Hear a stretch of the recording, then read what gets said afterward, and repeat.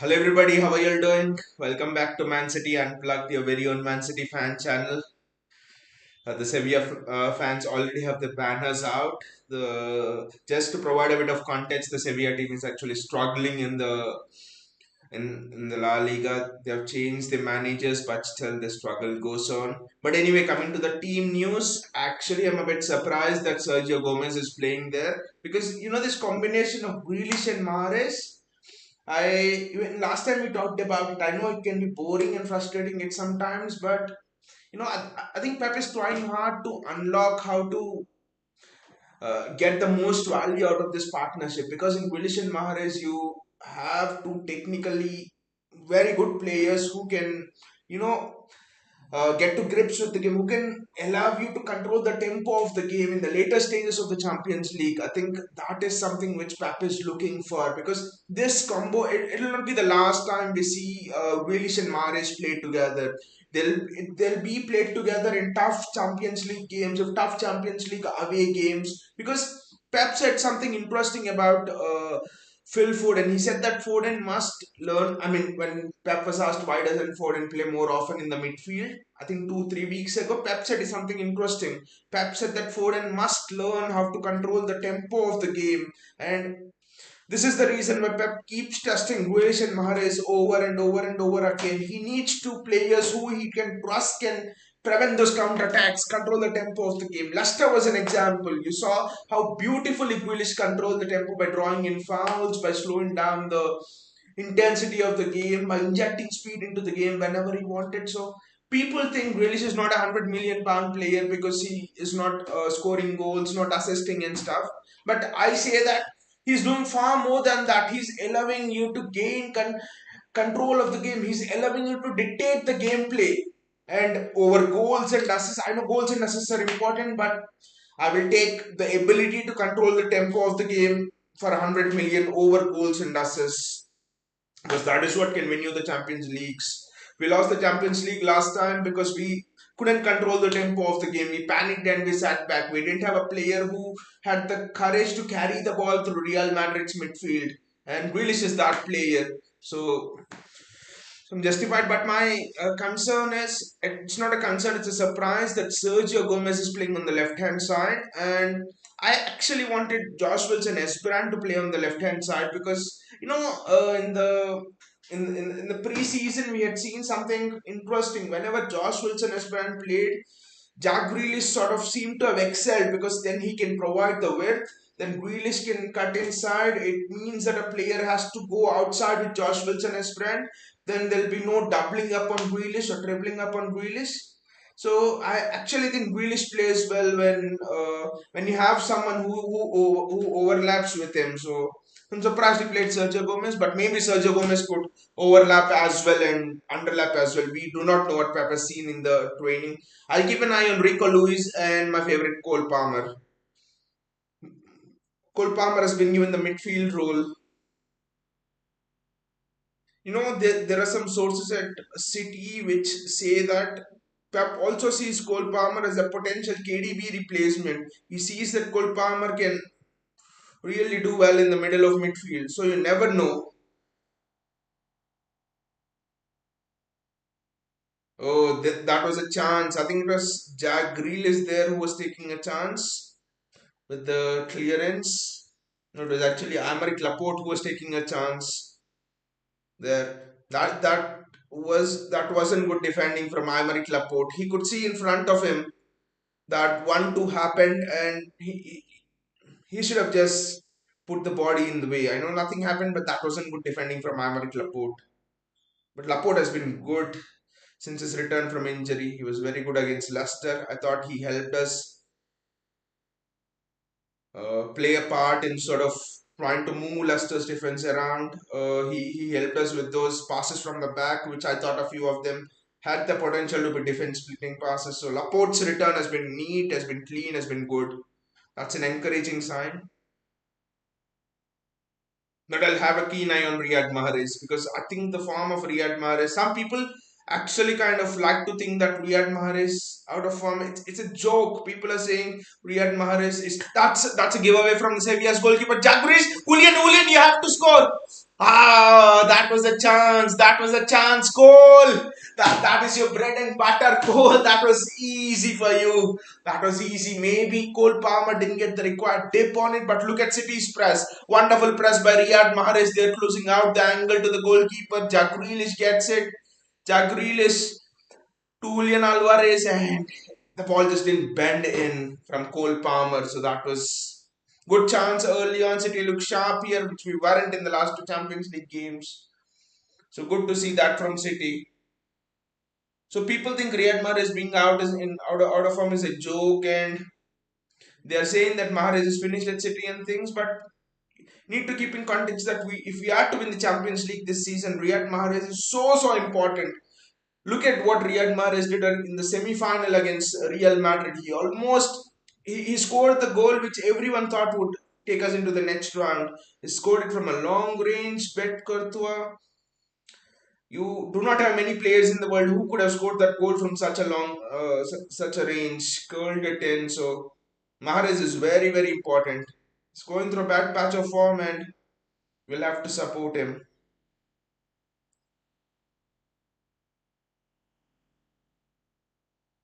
Sergio Gomez getting into the midfield. It's Jack Grealish who's holding the width. That is interesting.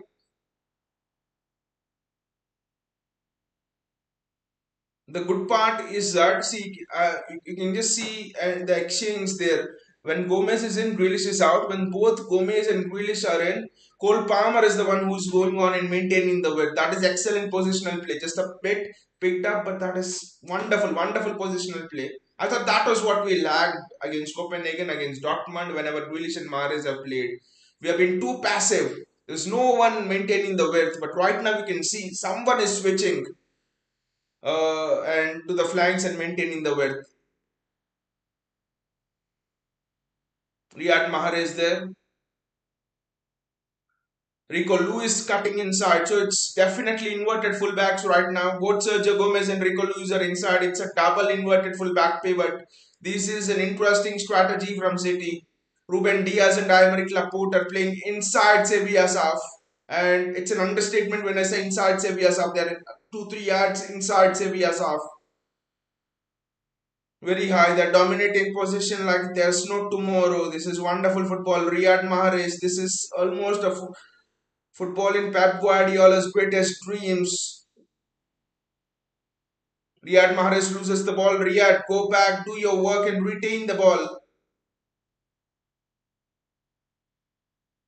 That is very well done. Julian Alvarez. Riyad Mahrez gets in.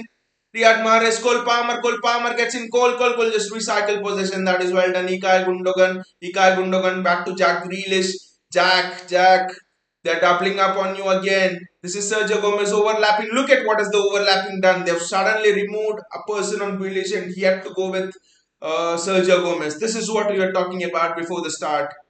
Riyad Mahrez, they're trying to cut inside. I just thought he'll whip it in maybe from that angle. It's Rico Lewis.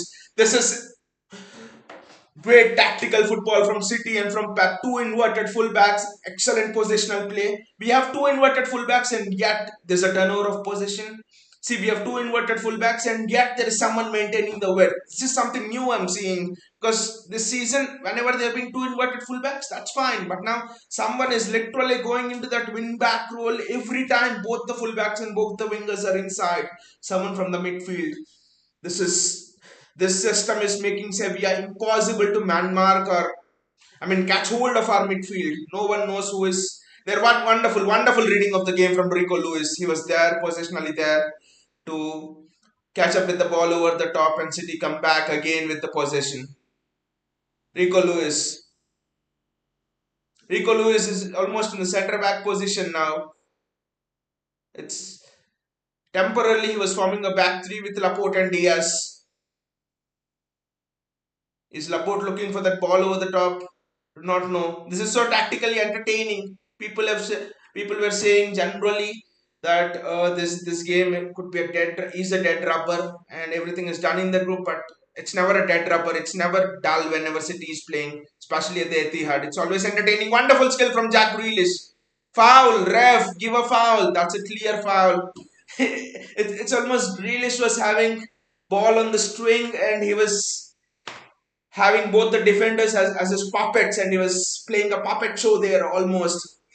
Great juggling of the ball from Jack Grealish, wonderful play all round.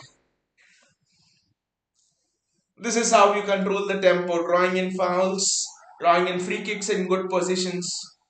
Ball whipped in. Not a good free kick. Not a good free kick. With Diaz and Laporte there, I expected a better quality of a free kick, of course. Sevilla trying to play out from the back.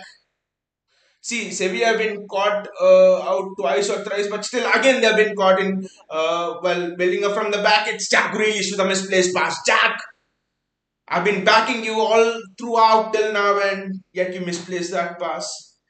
You guys would be wondering, are Sevilla crazy? Why are they playing out from the back despite being caught in the build-up three times? And just look at the name of the manager. Google and look at him. It's George Sampoli. Is the ex-Argentina manager. He is one of the biggest advocates of possession-based football. He's almost in that school of Johan Cruyff, which Pep Guardiola and Bielsa have just looked up to. So that's why they're always playing out from the back. Phil Ford and their one-touch football going on, and it's Aymeric Laporte. Rico Lewis, he's just playing centrally. If you did not watch City before and you're just tuning in now, you'd think Rico Lewis is a midfielder or is a CDM almost. That's what you think is playing in a DM role. And Gundogan's nowhere to be seen. Gundogan is almost playing up front. City are recycling position very well. It's exciting, guys. It's very exciting. Gundogan there. Somehow, I think Pep can actually. Rico Lewis with the ball. Rico Lewis trying to go by himself. Rico Lewis, that's a foul. Oh no, Rico Lewis. It's not a penalty. It looks soft actually. But look at the ability of Rico Lewis to drive through the middle of the defense. Look at that. That is something which is unique.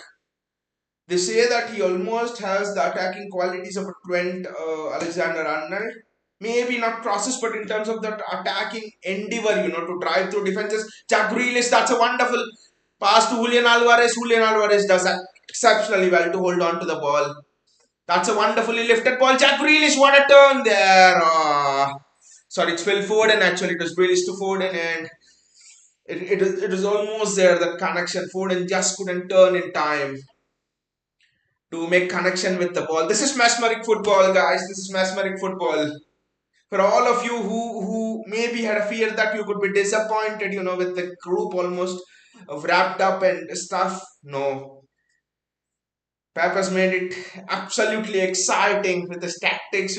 We are literally playing one-touch football today. This is so fast and pacey football. This is interesting.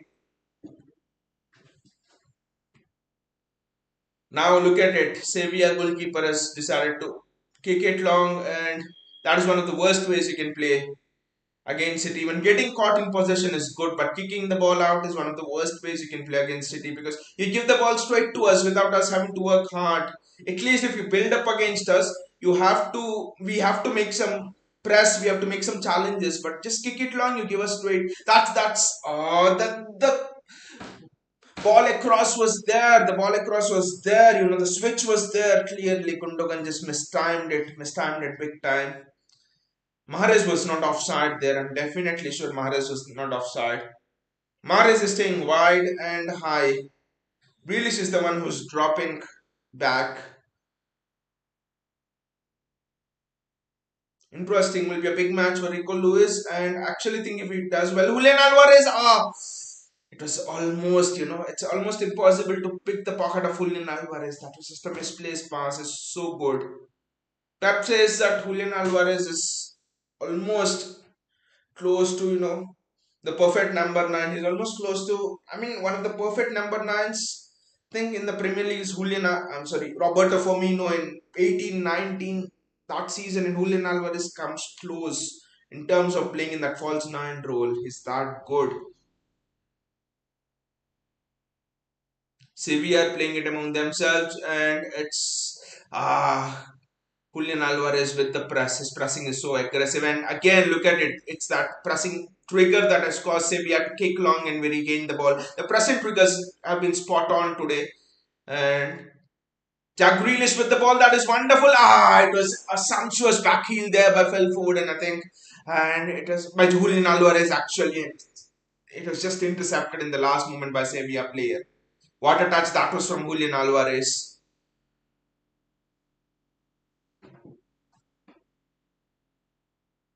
Press, press, press. The pressing trigger has been wonderful, and that too without the regular people in pressing, regular leaders in pressing like your Bernardo Silvas and stuff. Without them, the pressing is there's no recognized sort of personal today leader who sort of gives that trigger for a press. It's generally Bernardo or KDB or someone like that. There is no one today, and yet we are pressing perfectly. It's almost the perfect Pep Guardiola press.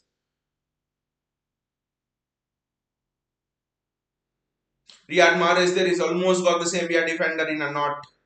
Rico. Julian, press, press, press. But there's a spare man there for Sevilla, and they played out beautifully. Actually, they played out very well.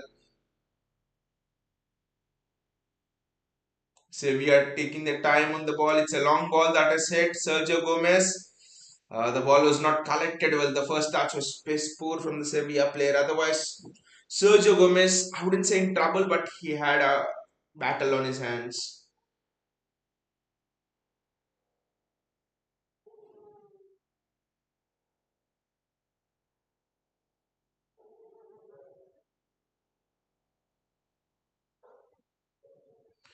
It's a crossfield switch from Sevilla, and I have to commend them actually after the first 13 minutes. They have been brave on the ball. They have actually shown the hunger to compete with City at the Etihad. When someone really wants to take the fight to us, we respect them, and that's well collected by Ortega. If you have observed in the last two matches, Ortega is the one who's been starting in goal and not Ederson. Maybe I think this season you always had that kind of ilking feeling from the start of the season like Ortega has to play in the Champions League. Otherwise, why would a 28, 29-year-old goalkeeper who's one of the hottest talents in around Europe, who's wanted by Bayern Munich, who's even more wages by other clubs, who was promised the number one spot by almost all of the other clubs, leave all of that and come to City? There had to be a promise, and I still think the promise is of Champions League for Stefan Ortega. And is very good with the ball, Stefan Ortega. Maybe not Ederson level, but he's very good with shot stopping as well. So actually think Ortega is perfect for knockout football. His reflexes are just on another level to Ederson. Ortega's reflexes. Ruben Diaz not able to make the decision fast and he gives it to Aymeric Laporte.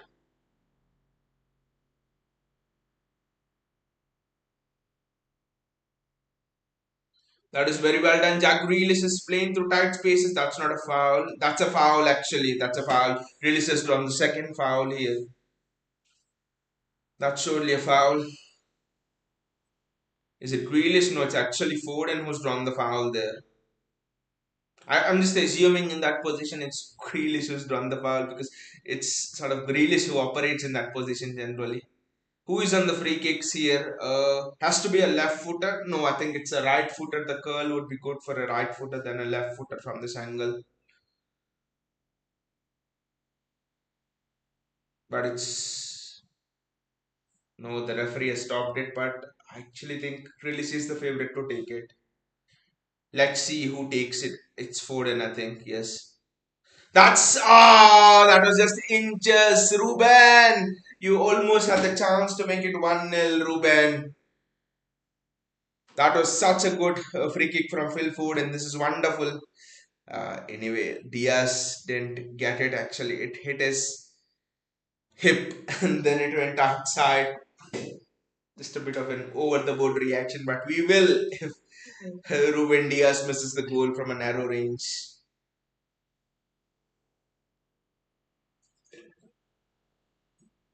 The run from Diaz was excellent there. I'm so happy to see Diaz back in playing with the same sort of passion and vigor. I mean, passion was never in question, but same sort of vigor, same sort of confidence. I think confidence was lacking, especially the start of the season, last season as well when he came back from injury. So he was unsettled. He was not himself in Real Madrid match as well. Otherwise, that goals from Madrid would never have gone in. That's again very good press. Rico Lewis, his positioning has been spot on. Rico Lewis.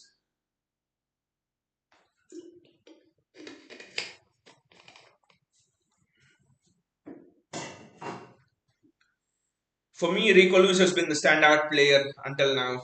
Maybe he hasn't done much. He's driven into the box once. He's defended once, but just his off the ball movement, if you observe at the bottom of the screen, his positional sense, the way he's moving into the midfield and out of the midfield so seamlessly, the way of his understanding of this tactical system, just his off the ball movement tactically has been brilliant. He has not made one wrong movement. Look at him now go into the CDM position almost. It almost seems that City is playing a 2-2, 2-4, something like that. That kind of formation there. It's almost like a 2-2-4-2 with both the fullbacks as the two pivots. The referee gives a foul away there, and it's a foul on Isco. Gundogan had to make that foul. It was tactical, surely, because Isco would have set a counter attack. Ortega's positioning. Look at Ortega's play with his feet. That is wonderful. Look at the quickness of Ortega's thinking, and it's Jack Grealish who's in. Jack. That is wonderful by Jack Grealish. Phil Foden. But that is just superb play. It all started from Stefan Ortega. Look at the presence of mind of Stefan Ortega over there, just to the release Grealish fast, and then Phil Foden's touch was not good over there, and I also think that maybe Foden should have passed it on to maybe Julian Alvarez in the middle.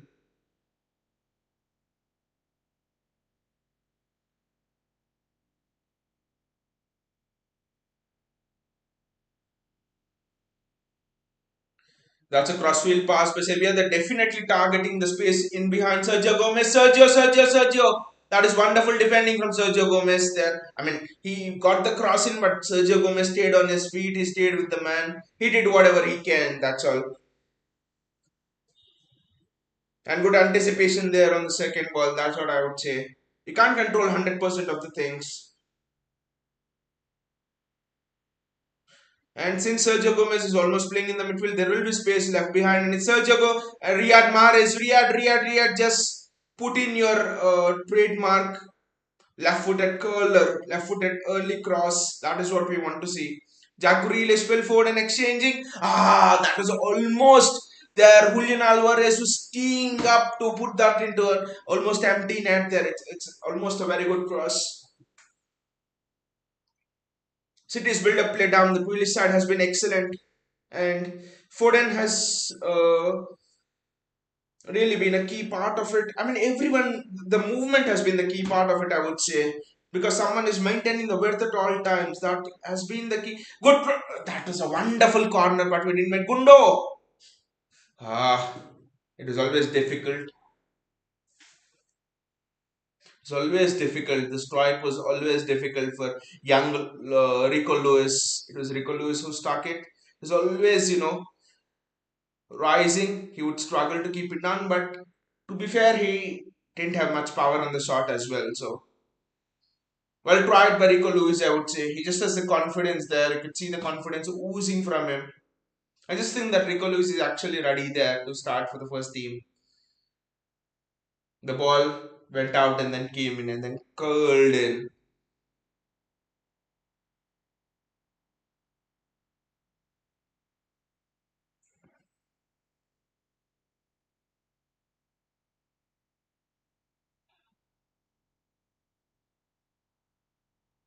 Sergio Gomez there, look at his intensity in playing through the press. There are almost two players behind Sergio Gomez, and look at how easily he has played through them. Cole Palmer on the ball now, and Cole Palmer to Riyad Mahrez. Look at the quickness of Cole Palmer. Look at the authority with which that's a bad pass from Rico Lewis, but that's fine. That can happen. That can happen. The important thing is what Rico Lewis has done after that. He has gone, he has chased after the ball, and he has done everything that he could, and okay, he has considered a foul. So for me, the reaction of Rico Lewis after that tells me his attitude, tells me about the kind of personality he is. Wonderful. Pep Guardiola once famously said, it's not about making mistakes. People who think I don't accept making mistakes, it's not true. The thing is, what I don't accept is lack of a reaction after making mistakes. You can make mistakes.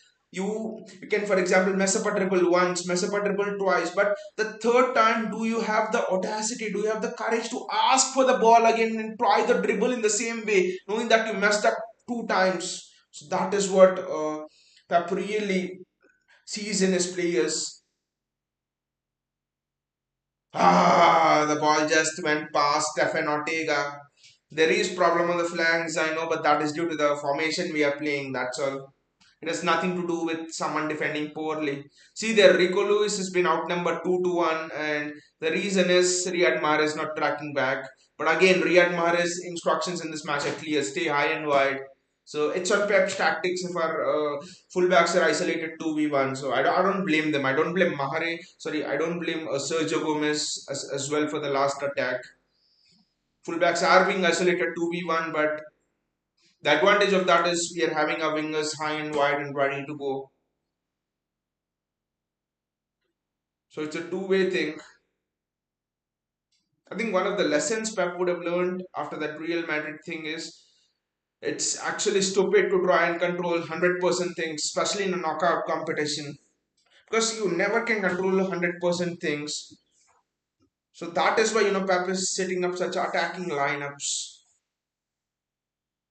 He knows that the best way City can defend is on the attack. The best way we can defend is with the ball than without the ball and soaking up pressure. So I think those are the learnings which Pep has grasped from last year's Madrid defeat, and you can see this season, especially in knockout games, you will see how that would have transformed the way he'll set up City. Riyad Mahrez there on the outside, Rico Lewis who's playing centrally. Rico, well done. It's just a simple pass, but well done.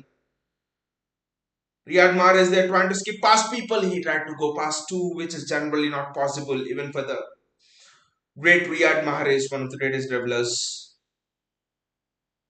in the world. Ruben Diaz, for the most part, in this first 24 minutes, it's nil-nil, but the game has not at all been done dull at all. It has not been dull at all. It could be dull if you're someone who likes just to watch the highlights and you're someone watching the match. It is not at all dull for all of the other football fans who appreciate tactical noise, tactical movements, and everything. Jack Grealish holding the width high and wide. Jack, switch the ball. Why are we not switching the bloody ball on the when we take it to one flank, entire Sevilla team is drawn towards one flank, switch it to the other flank. Sergio Gomez, what a ball! Wonderful ball, very good ball. It was simple ball, nothing special about it, but it's the simple balls that can bring in goals. Simple ball, but well done. Cole Palm, Phil Foden, there's no space there. Ilkay Gundogan does well, and very good ball. Riyad Mahrez, it just didn't reach Riyad Mahrez over there. Sergio Gomez is increasingly getting involved in the play. Ruben Diaz, Sergio Gomez again. Wonderful ball inside, and it's just over. It's just over Julian Alvarez.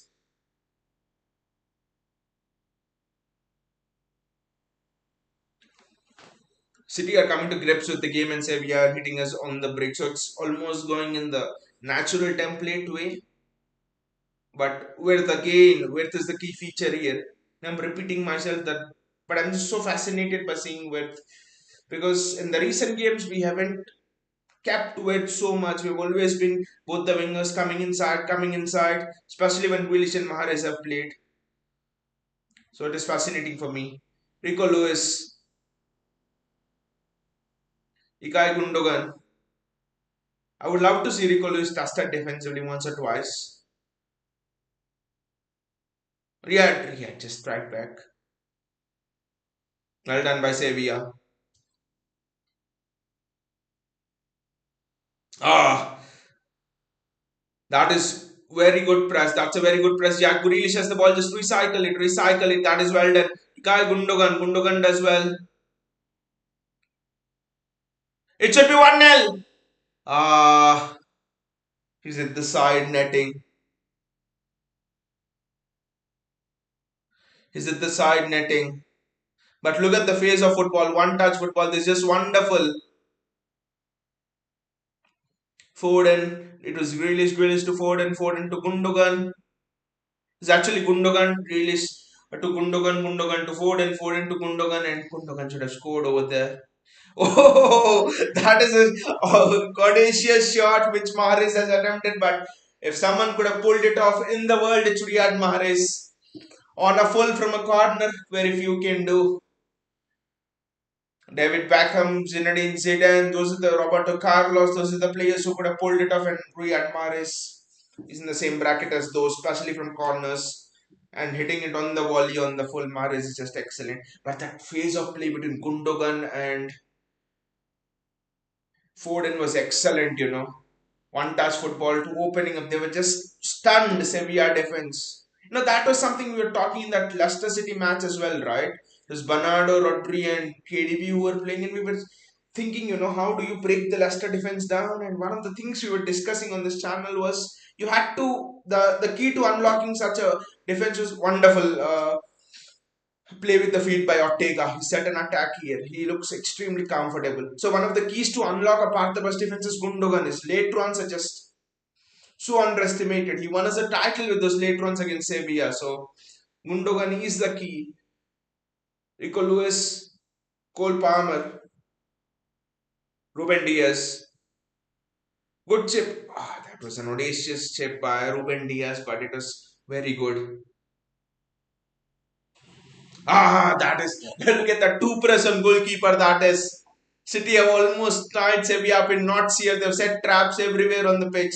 They're letting the spare man have it, but then he doesn't have any options to pass it through. This is interesting. The traps everywhere. The traps everywhere. The Sevilla back four is finding it extremely difficult to connect with the midfield. This is what. This is how a manager can influence a game without playing it. People say it's almost the old cliche that sometimes pundits and a lot of people say, well, what can the managers do, how can they influence the game, he's not playing the game. Well, this is an example of how you can influence the game. It was a ball over the top, but there is good cover. That is good by Jack Grealish and Julian Alvarez. It was again just shot. It's just not falling for Julian Alvarez today. He is someone who just deserves goals for all of the work he's doing. Good defending there. Wonderful defending there. Wonderful defending from Sergio Gomez to get back. Great. Great awareness from Sergio Gomez over there. He's just showing that he has the ability to get stuck into a tackle.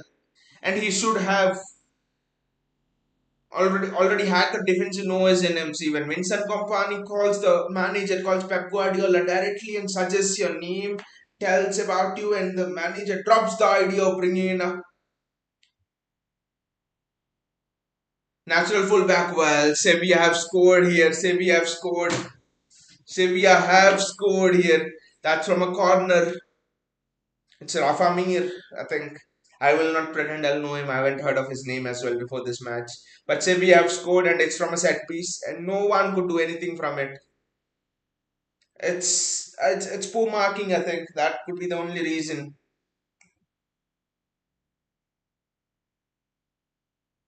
Yes, it's a free header. It's a free header. He's left free.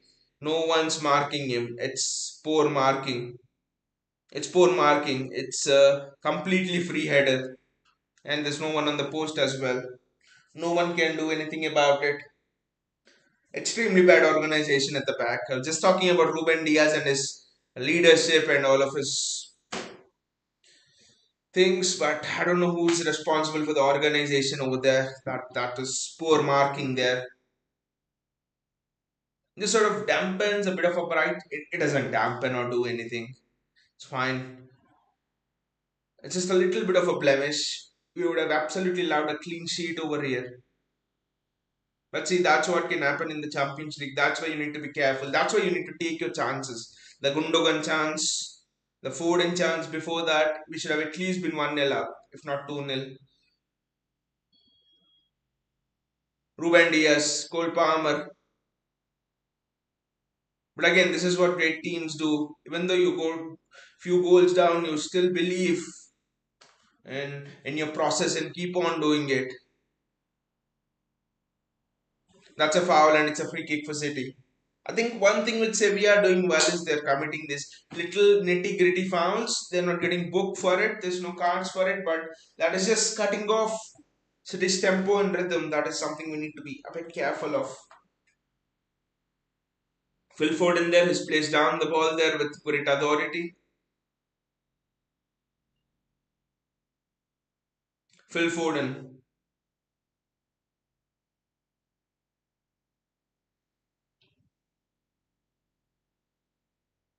Mahrez was almost get set and ready to shoot it. Stefan Ortega comes and look at how comfortable he's on the ball. It's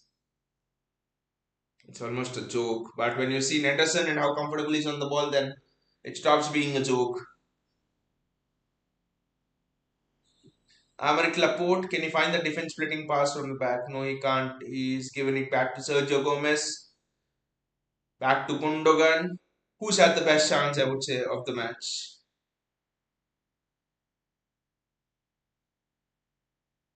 I know Diaz had that almost a free hit at the goal from a corner, but he didn't connect cleanly with it. So I think it's Gundogan who's got the best, who's had the best chance until now, apart from the goal.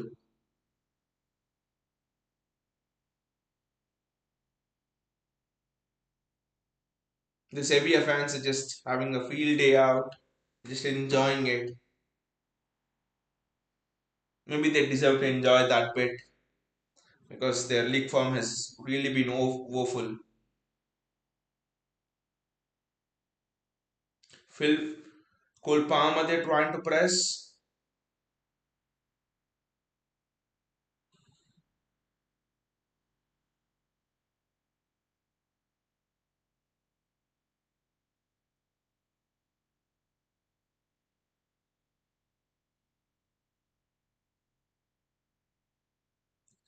Sevilla are playing with more confidence right now after the goal. Look at the way they're pinging the ball around.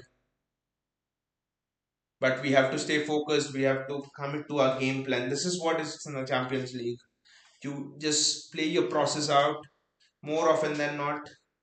It will pay you dividends. If it doesn't, you can at least go home thinking you've done what you can to your best ability. So just stick with the process of what Pep has told. Just keep on playing like you did before the goal. That's it.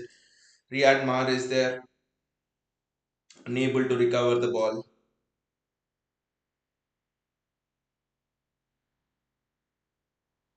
Sevilla goalkeeper also looks good on the ball, but it's not as good as Ortega for that matter.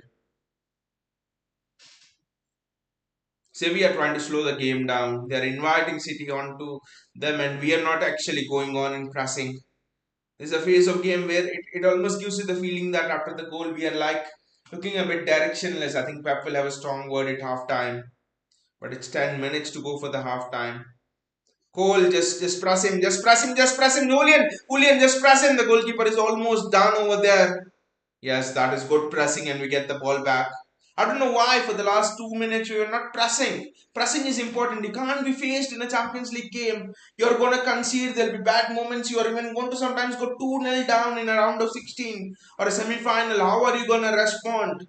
That is where Real Madrid won the Champions League last season, for example. They never gave up. Whatever, even though they were 3-0 down or whatever was the score line. The goalkeeper is taking his time on the free kicks and stuff now.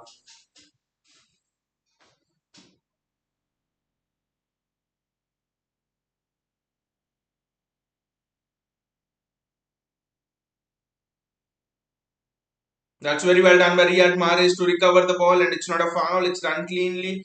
Phil Foden, Aymeric Laporte plays a great crossfield ball, the one he's which is famous for from of his left foot, but Grealish cannot keep the possession.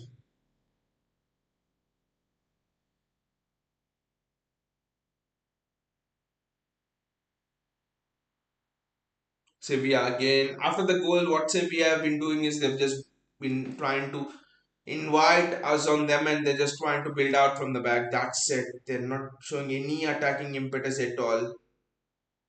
It's surely an offside. It's surely an offside. He was miles off. It was miles off. Rakitic is down. I don't think it scrams after 33 minutes. I just think that maybe his evening is done.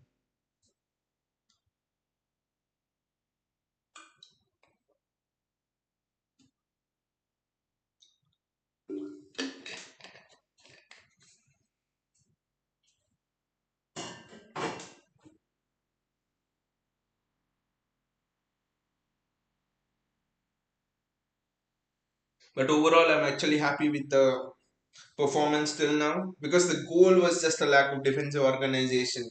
The way we were playing, we at least deserved to be 1 nil up, if not drawing level 1-1. So we actually deserve to be at least on par terms. So happy with the performance. The goal will come if we keep on playing like this. The goal will come. I'm sure the goal will come. Ruben Diaz, Aymeric Laporte, Ruben Diaz,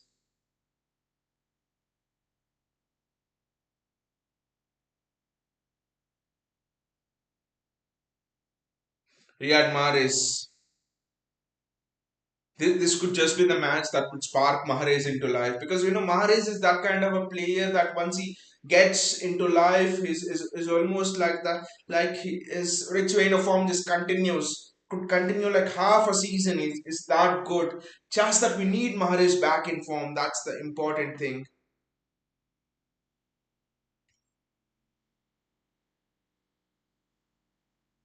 Grealish does well. It's now come to the center of the midfield from the left flank, and that is very well done by Riyad Mahrez. That is a fake dribble from Riyad Mahrez, and look at that, he's gone past another player. It's a wonderful cross.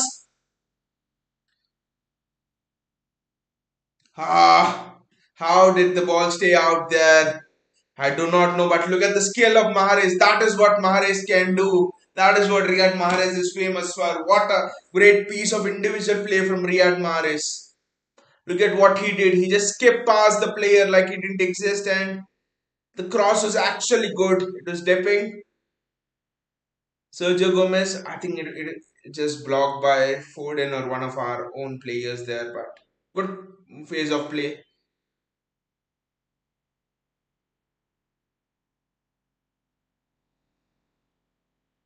Oh, Riyad was almost there. Mahrez does well there. Mahrez does well there to press and City are doing well to regain the ball again. We're doing well. We're back in the groove. That sort of 5-6 minutes after the goal. I know it happens. It happens for every team. Riyad Mahrez has suddenly come into life. Riyad Mahrez is suddenly pinging those. Look at the crossfield ball over there. That is just out of this world from Riyad. Sergio Gomez, Ruben Diaz, just give it to Riyad. Ruben, just give it to Riyad. He just looks to be pumped, Riyad Mahrez.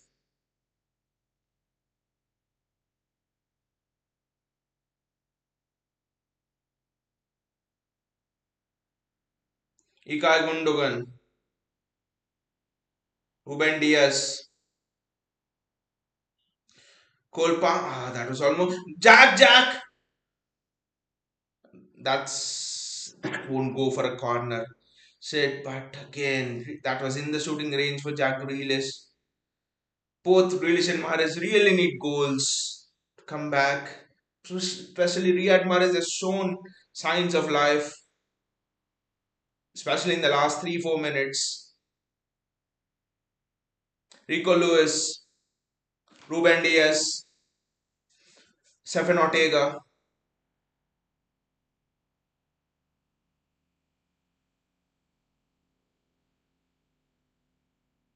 Rico Lewis. There is surely a goal for City. City will score. This match will at the Etihad. You can't think that we will not score and Sevilla can just win 1-0. We will.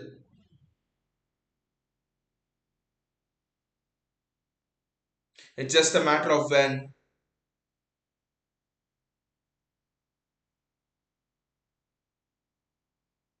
Cole Palmer. Sorry, it's Ruben Diaz. Diaz switches it there. It's Sergio Gomez, I think, on the switch. He has delicious mood in field. The ball wasn't the perfect one, but that is well done. Very well done by Aymeric Laporte, who's come surging in. Phil Foden switches it to Riyad Mahrez. I think what a take from Riyad Mahrez. That's a dream of a take. That's an artist take. Rico Lewis, what a cross from Rico Lewis! It deserved. The cross was just a bit high. The cross was just a bit high, but you know when Rico Lewis just released that cross, it almost felt that it's an open header over there. It's an open goal over there. The tip just wasn't there. But then you look at the quality of Rico Lewis already. The tip is very good. The tip is very good there. I'm sorry, the cross is very good there. Just in dip. Kevin De Bruyne and Bernardo Silva watching on.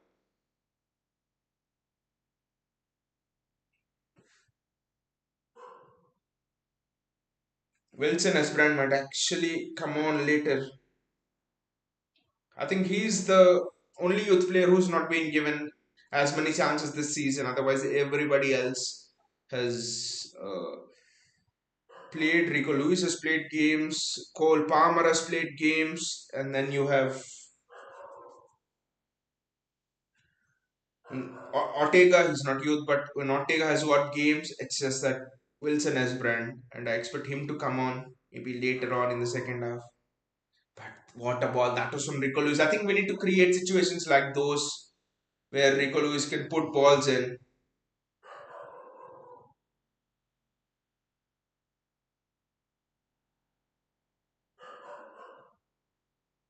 Another Sevilla player is down. I don't know what's happening. Is it a part of their training regime that you have to sit down on the ground and oh, actually, I'm sorry. I think he's really injured. Maybe he's just signaling for a change there. But it's the headed goal from a set piece that separates Sevilla and City here. 1-0. So overall, until this point, I'm like I was saying before as well, very satisfied with it's not just satisfaction. I've enjoyed the performance. I've enjoyed the tactical switches. I've enjoyed the way we are rotating. I've enjoyed the one twos between Gundogan and Foden. I've enjoyed the movement in sort of those triangles between Grealish, Foden, Gomez on one side, and Mahrez, Rico Lewis, and Palmer on the other side. Enjoyed all of the bits. Defensively, we didn't look shaky. I know the goal was lack of organization. That was the only thing. It's a momentary lack of organization in the on the set piece duty. That's all. That was it. Look at that. Sergio Gomez was marking no one over there. If you see, Sergio Gomez was literally marking no one. That was a miscalculation. That's it. Gomez was free as well. So that was a miscalculation. Maybe Gomez was marking that zone and not the man. But it's hard to actually blame a particular player on that goal because if you go for zonal marking and if you attribute it, then I think there's no mistake for everybody. Everybody was marking their own zone, so actually think that it wasn't anybody's mistake. So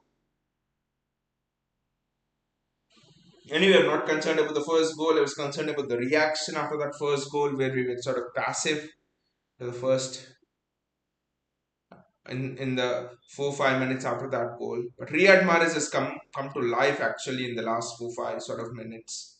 He's been so good. Gundogan, that's just been taken away from Gundogan, but Cole Palmer gets it. Cole, you can, I know you can dribble well. And what a ball from Cole Palmer, Jack Grealish. Ah, I think it was a speculative shot from Sergio Gomez, but look at the quality there of Cole Palmer. The ball was just wonderful. It evaded everyone and reached Jack Grealish at the far post. That is excellent. I think Grealish just chose the wrong option, maybe. But Sergio Gomez is actually very good in those sort of shots, those sort of fast scissor kick kind of a thing. Not a scissor kick, but kind of fast slap kind of shots.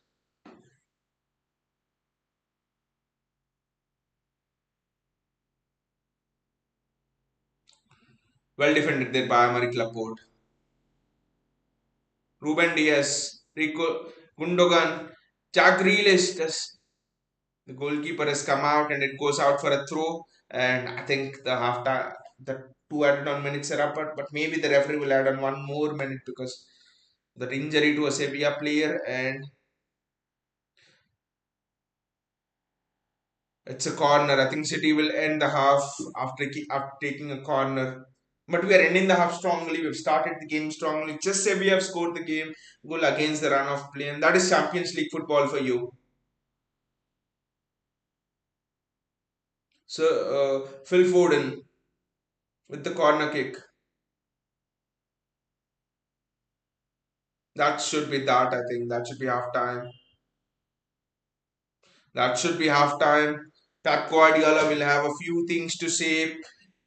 Pep Guardiola will not tell anything about the lack of defensive organization, or he'll not tell anything about our lack of goals, or he'll not speak about anything like that. He'll not speak about the structure, or he'll not speak about the tactical movements. What Pep Guardiola will speak about is those 4 or 5 minutes when we stalled, when we were passive after we conceded a goal. Champions League ties slip in those 4 or 5 minutes. What happened against Real Madrid? We conceded the first goal to Rodrigo, I think, and then after that we were passive in the next 1 minute and we conceded the second goal. So matches are lost, especially in Champions League, due to your lack of reaction after the goal, due to your lack of drop in belief that happens. That is natural, right? That drop in belief, but the greatest teams do not allow that doubt to spring in their minds after conceding a goal. So he'll be addressing that 4 or 5 minutes, that phase of play actually where we were sort of passive after the goal, where we forgot to press, where we were telling Sevilla centre backs to come at us instead of us going at them and pressing. We forgot the tactical movements. If you observe in the first 4 or 5 minutes after conceding the goal, you could see no one was maintaining the width. Everyone was sort of tucking inside. So I think Pep will address that. But apart from that, I do not see any other negatives in this game so far. Yes, we might be 1-0 behind, but apart from the scorecard, everything has been perfect for us. The way Rico Lewis integrated into the tactical system, the way he's operating in the system, basically moving in and out. It's not easy for a fullback to go into that inverted fullback role and then shift into the real fullback role. Play that auxiliary position, play in and out. I would say it's the in and out position when you're playing an inverted fullback. It's not easy, but okay, for Sergio Gomez, it might just be a little bit more easier because Sergio Gomez has always been a midfielder in his younger career. But Rico Lewis has done well. He's not been caught positionally once. But Sergio Gomez has been caught positionally once or twice, I think. But then you can attribute it to a lack of pace for Sergio Gomez. But so both Sergio Gomez and Rico Lewis have been very good. Cole Palmer has not been seen much in this game, but quietly for me, Palmer has impressed. For me, it's Rico Lewis and Cole Palmer who are the standout players. I know you could say Gundogan, Foden, and all, but for me, quietly, Cole Palmer has done everything very well in that midfield role. He has not given away possession once. He has recycled the ball extremely well. He has shifted in and out. He has maintained the width when Mahrez wanted to cut inside. He has dribbled very well. His cross was very, very good. The shot that Sergio Gomez had towards the end. So Palmer has had a very good game. He's been excellent today. Sergio Gomez, like we talked about, was very good. Jack Grealish and Mahrez is something we should talk about. Community Shield they started, Aston Villa they started. No, not Newcastle, they didn't start. Then Copenhagen they started, Borussia Dortmund they started, and the return leg, and this match they started. And what are the common things in all of these 5 matches? We have not won any of these 5 matches in which in which Jack Grealish and Riyad Mahrez have started. five matches. We have drawn two, I think, and we have drawn three and lost the Community Shield, and we are losing this one. So draw three, lost two, and both of them have started. But today feels different. Today feels more dynamic. Today feels more of an attacking endeavor with Grealish and Mahrez starting. They have not been passive in the previous games. They have been passive, but today you can see Grealish so busy. He's as busy as a bee. Jack Grealish is going in and out again. He's maintaining the width. His grip coming into the midfield, carrying the ball strongly. Riyad Mahrez. I think Pep has done a little bit of a tactical tweak here that has really helped Riyad Mahrez. And also, Grealish coming to Riyad Mahrez, Pep has told Mahrez to stay high and wide. Don't bother about your defensive duties. Just stay high and wide. I think that is what Pep has told Riyad Mahrez. But with Jack Grealish, I think what the tweak Pep has done there is he's ensured that on the side of Jack Grealish, there is always someone who's maintaining width. Could be Foden, could be Palmer, sorry, could be Gomez, could be Grealish himself. Is always ensure that that man there. So there was an instance when they doubled up on Grealish and Sergio Gomez just overlapped him. And what happens next is the man simply cannot double up on Grealish. Then he had to go with Sergio Gomez, and that leaves Grealish in more space. So I think Pepe's looked at the system. He's looked at why Grealish and Mahrez are not working. Both are exceptional players. It's not like both are individualistic players.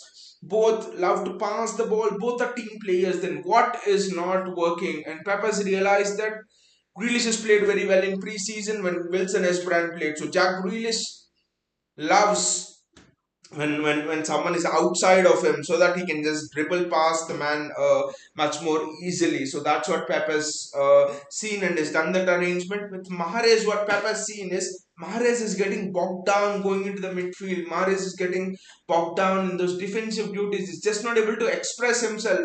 So I think Pep would have told Mahrez only one thing: go and run at your man, go and dribble at your man.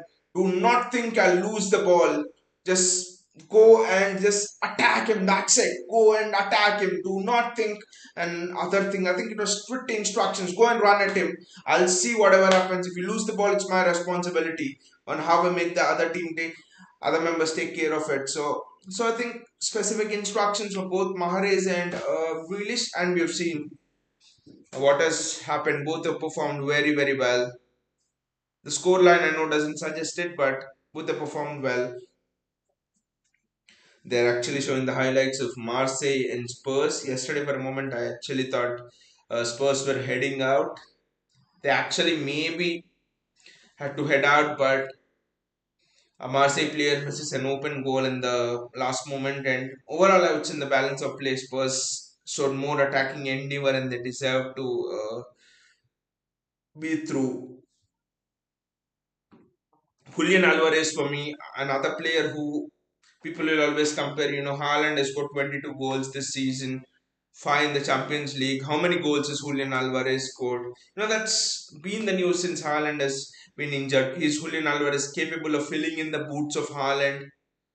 Well, he's very well capable of filling in the whole left due to Haaland in this system. He might not be able to fill in the boots of Haaland because filling in the boots of Haaland means scoring goals. You have to realize that Alvarez is a different personality to Haaland in the way he plays and stuff. Even Haaland might not be able to fill in the boots of Julian Alvarez. Julian Alvarez is your Firmino kind of a player. He's technically gifted. He knits the play. He comes into the midfield. He's extremely good when you want to play in tight spaces.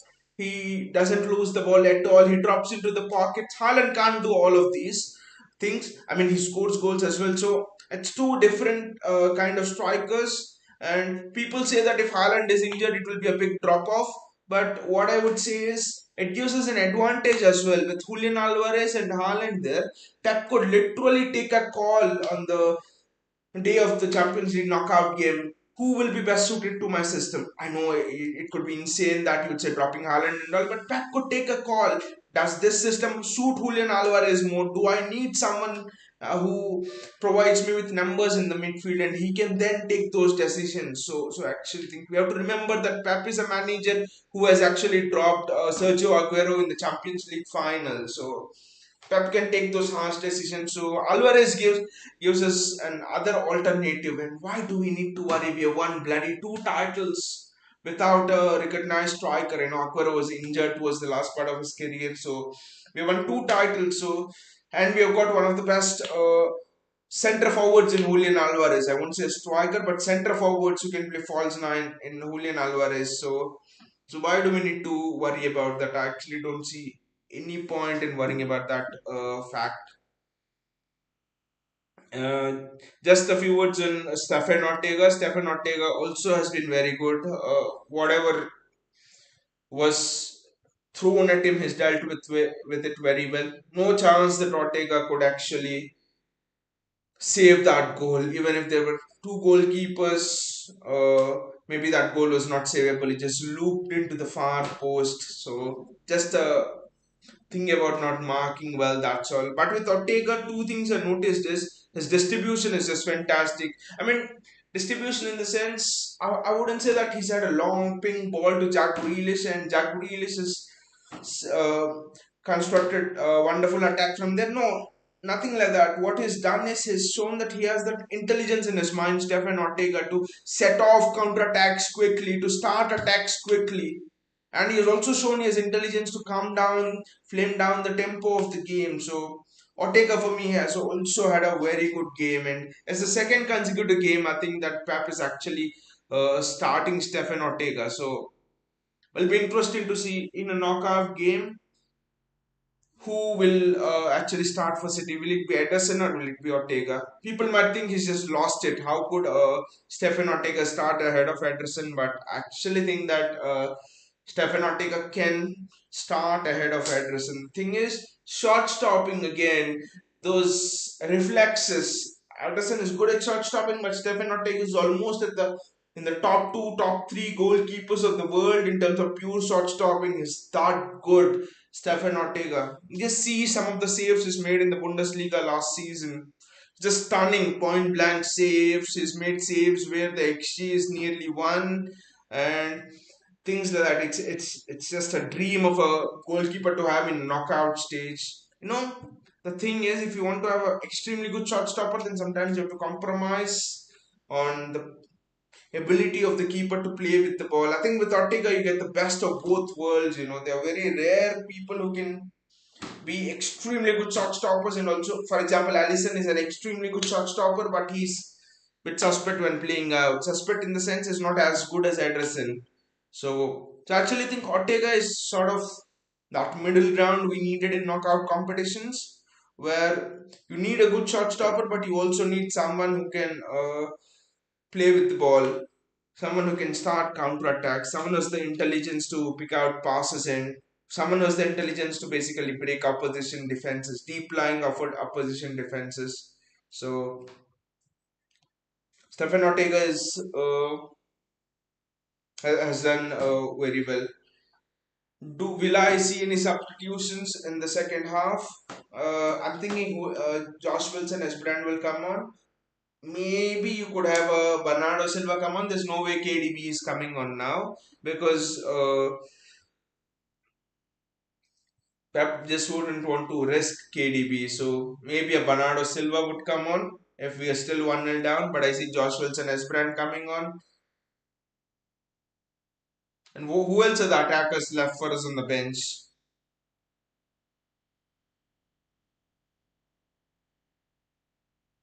Haaland is out injured. So yeah, I can only see Josh Wilson as brand coming on, maybe Bernardo Silva coming on. What's happening by the way in the Dortmund match? Let me just check. Does that match actually have an impact on what happens? Do we finish first in the group or something? Let me just check what is happening in that Dortmund game.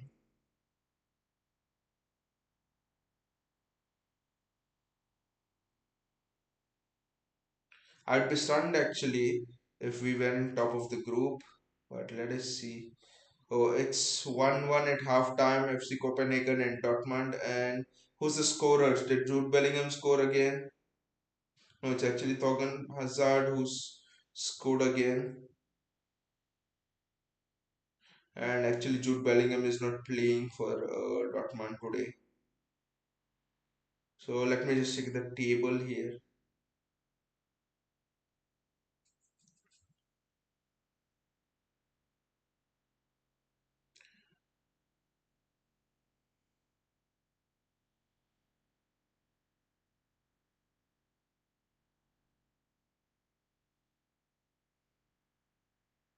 Yeah, City is still top of the group, but what will happen if Dortmund win against FC Copenhagen? Then Dortmund are on 11 points, and yeah, even if City lose, City are on 11 points, and then head to head we have defeated Dortmund once, and it's a draw again. So I think we are through actually. We're anyway through as top of the group, as winners of the group. But it's but I guess this game will be more than that. This game will be about raising a comeback, and it is these sort of games which seem you won the group what and all of that, but it is these sort of games that can give you the confidence in the next stage. For example, in the next stage when you're down, you can think about this, how we came back and stuff like that. Are we making a change? No, I don't think there's been any change. One thing interesting will be will there be any there's a change for Sevilla thing, but another interesting thing to note is will there be any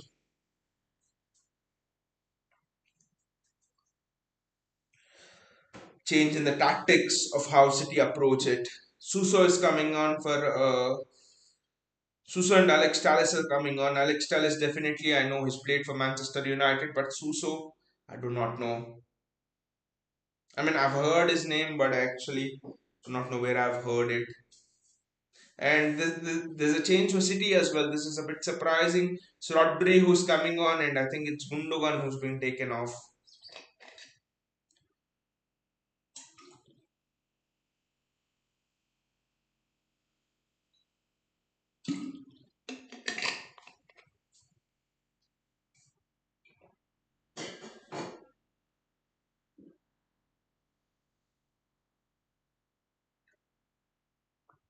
Oh, it's actually Jack Grealish who's been taken off, and it's Rodri who's coming on. This is interesting. This is interesting. This would mean that Foden plays on the left, Mahrez on the right. Yeah, I think this could be very good change because the dynamism that would allow Mahrez to cut inside even more. Foden can accelerate there on the flank. I know we all know that this combination works. This combination has worked in the past as well. Having dynamic winger on one side and someone like Mahrez or Grealish on the other side. So it's Gundogan. Now this also does is it releases Gundogan from the CDM role and he could make those runs even better. So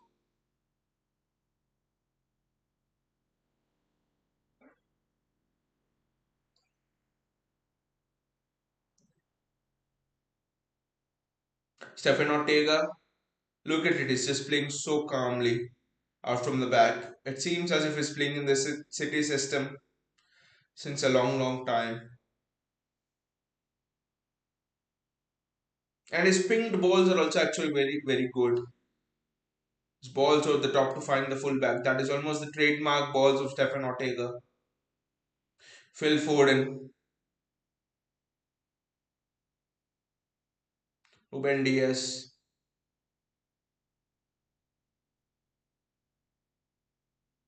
Riyad Mahrez, Cole Palmer. Good switch from Cole Palmer. Even in tight spaces, the specialty of Cole Palmer is even in tight spaces, he somehow seems to find space. That is the hallmark of a great player. If you can turn and if you can turn and find space in a congested midfield where others see none, then you see in the game differently. That's what a David Silva would do, and that's very high praise. No, that's what a Bernardo Silva does. It's very high praise which I'm giving to Phil Foden. Aymeric Laporte, City are just playing football on the front foot now. It just seems so aggressive from the off. Riyad Mahrez there. Rico Lewis is now almost playing as a traditional fullback.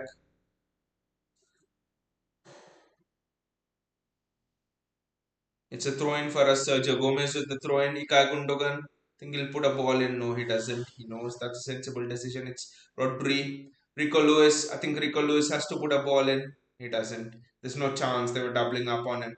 I think we'll have to utilize Sergio Gomez more in terms of fizzing the balls across the box. Riyad Mahrez, Ilkay Gundogan. That was an ambitious ball from Gundogan. Phil Foden. He was just driving through. Riyad Mahrez. Rico Lewis was free over there. Rico Lewis was free. I don't know why the Sevilla player went down there. But Rico Lewis was free. It would have been interesting if Riyad Mahrez tried to play in Rico Lewis. But Mahrez always was committed to the shot.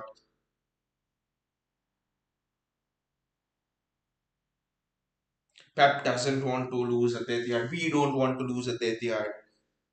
Our home form has been so good. Look at Foden driving through there. It was a very good block. And Mahrez hit a shot against a Sevilla player and no malice in it, no harm intended there. It's just, I think Mahrez's shot was actually powerful. It was more powerful than we can anticipate it from the TV screen.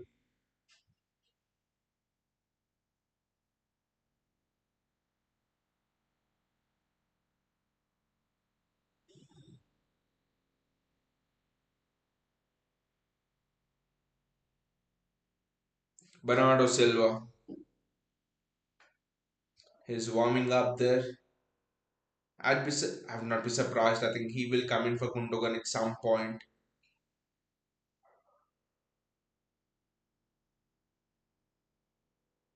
Gundogan's just dictating the play extremely well. Sergio Gomez, that would be a huge ask, and he just cannot keep it in.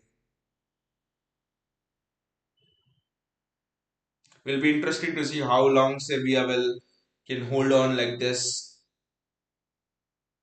But what a result this could be for Sevilla. Actually, they're just bottom of the league almost. So this could just be a shot in the arm if they can get through here. But they can. But I think it will be a long, hard night because the real game is just about to begin with City just tightening the screws, letting the engine purr. Rico Lewis, wonderful skill from Rico Lewis there. Good switch from Rico Lewis and Sergio Gomez just does something. I don't know. It just went wrong for Sergio Gomez over there. Everything that could go wrong went wrong. The only thing is that went right is the ball is back with City. It didn't land in the sixth tier or in the orbit. Sergio Gomez,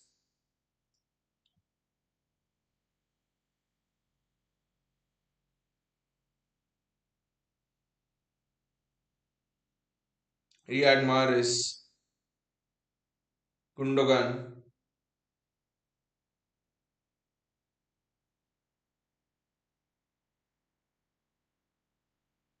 Gundogan. Nice touch from Gundogan. Ruben Diaz. Sevilla pressing here. This is interesting. Gundogan. Cole Palmer. Wonderful skill from Cole Palmer. Just had one skill too many. But wonderful skill from Cole Palmer.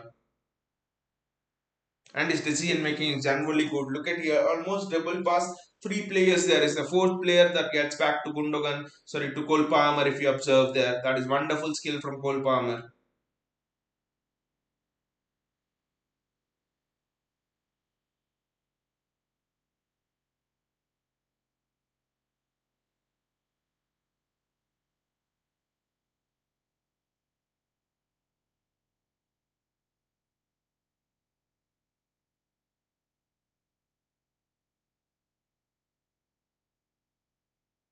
Gundogan there. Gundogan and Rodri are playing extremely well. Wonderful skill by Rodri there. Gundogan recycling the ball again.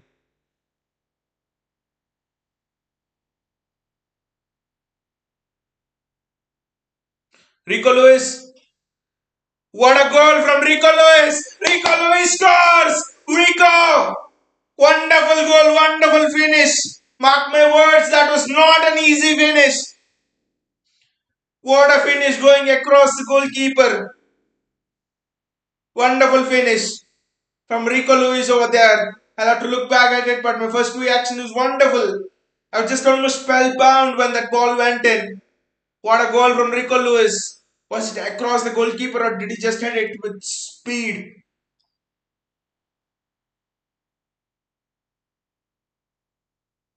Let me see it from the front angle.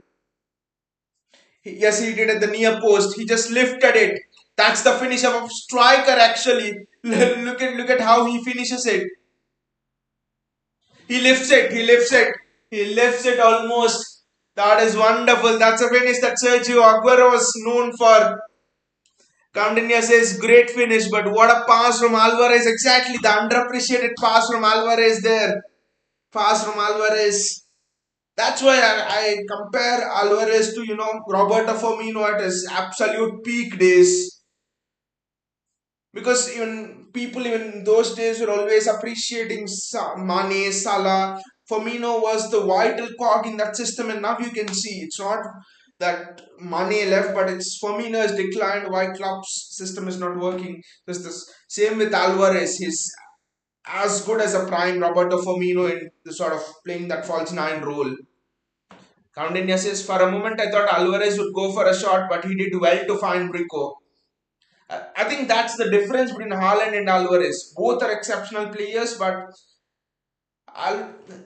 they what fans of River Plate said when Alvarez came to City, everyone was thinking Alvarez is the next Sergio Aguero and all, but he's given a penalty.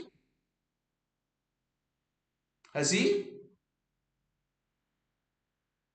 No, he hasn't. So everyone said that everyone at City were thinking he was the next Sergio Aguero and stuff, but fans of River Plate said it's interesting. They said he's someone like a Thomas Muller. For me, I was a bit shocked. I haven't heard a player being compared to Thomas Muller in the sort of last 5-10 years. It's rare, and you can see why. He loves to play in behind the striker. So I think his first instinct is to pass rather than to shoot, and his finishing is lethal. Don't get me wrong that he just knows how to pass. They say that, I know I've told it many times on this show, but they say that if you create a player with 99 finishing in FIFA, it is Julian Alvarez, not Erling Haaland. His finishing is sometimes better than Erling Haaland. So we have a great player there, Julian Alvarez, but the finish almost deserved the pass. But for me, I'm happy that this could kickstart something for Rico Lewis. Walker is out injured. So Nicholas could actually have an extended run in the team at that spot, and that's did it go in? Did it go in? It didn't. For a moment, I thought it went in actually. Let us see what happened there. Hit the post. I thought it went in. Ah, good save by the goalkeeper. Ah, very good header. That is an excellent header from Ruben Diaz. Good save from goalkeeper. The goalkeeper is so tall actually. City have Sevilla under the wraps now. They have Sevilla suffocated. Sevilla crying out for life, and City are telling, "We won't spare you. How dare you come to the Etihad and score a goal and challenge us? This is what we do. We don't just defeat opponents, we demoralize them. That is the speciality of City. That is wonderful interlink play. Mahrez and Julian Alvarez, and that's a foul. Is it a foul? No one's appealing, but I thought maybe that could have been a foul on Rodri, and the cross was scrapped from Phil Foden. That wasn't a penalty, of course. Rico Lewis there now. Look at his confidence. Look at his renewed vigor. Sevilla are making the substitutions. It just goes on to become much worse for Sevilla. First of all, they're dangling at the bottom of the league, and now they're faced with, I think, at least two injuries for Sevilla today. Okay, this is not an injury substitution, but at least two players are injured for Sevilla in this match. They say when it rains, it pours. That is what is happening for Sevilla. And Gundogan's going off, and Bernardo Silva is coming on. Yes, it's a substitution we have actually kind of talked about. It is a substitution that was always on the cards. Pappas played his cards well, rotating. He could have bought on Bernardo at halftime, and no one would have batted an eyelid. But he knew that Gundogan was playing extremely well. He understood the Sevilla system.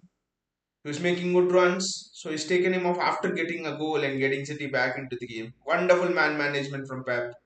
This is excellent pressing. What a press that is from Julian Alvarez, and he had to pass it at the far post. Who was there at the far post? Riyad Mahrez was waiting on his fabled left foot on the far post there. He was waiting free to curl it in into the far corner, and the pass didn't go through.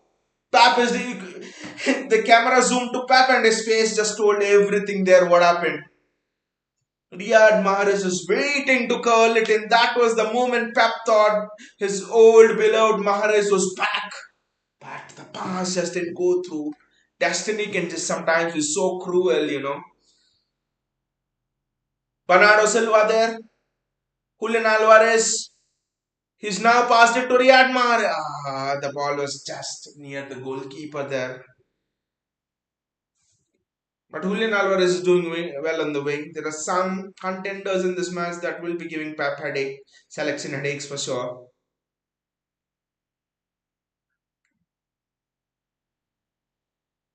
That is very well defended there. Wonderful defending from Sergio Gomez, and Phil Foden can run with it. The game is open now. The game has opened up. It's end to end. Especially with Sevilla bringing on Eric Lamela instead of that should be a switch. It's a switch to Riyad Mahrez. He takes it down like an artist's dream over there. Ah, I thought for a moment Foden was prime there to hit the back of the net, but Rodri is doing very well there in breaking up play. Julian Alvarez thought he was almost there with the run. The ball just didn't come. The ball is somehow evading both Mahrez and Alvarez in good situations. I do not know why. It's a corner for Sevilla. Sevilla is just not able to live with it. I think City have a match against Leeds. I think this Sunday. I don't know this Saturday it's against Fulham, and I think it's with Leeds. No, it's with Leeds after the World Cup. Yes, that match will be interesting because Leeds play with such a high intensity. That would be an end-to-end entertainer. But Fulham will also be good on Saturday. But anyway, Sevilla trying to throw it in, and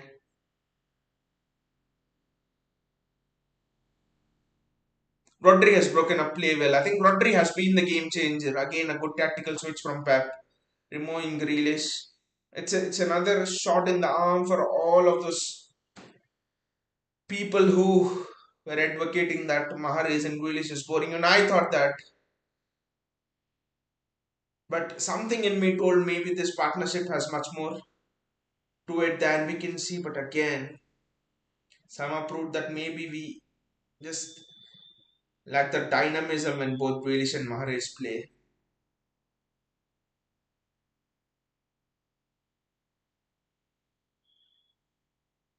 Bernardo Silva, Sergio Gomez,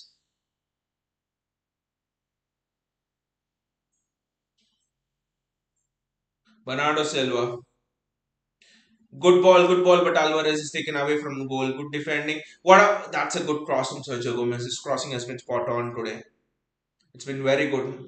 Nothing special, no depths and all, but his crosses have been on the money, perfect. And that's all you need as a fullback. At least 8 out of 10 crosses if you can deliver well. 8 out of 10 is a very big number, and even if you can deliver 6 out of 10, that is seen as world class. But that's that's a good take from Sevilla's goalkeeper, and now Sevilla on the attack.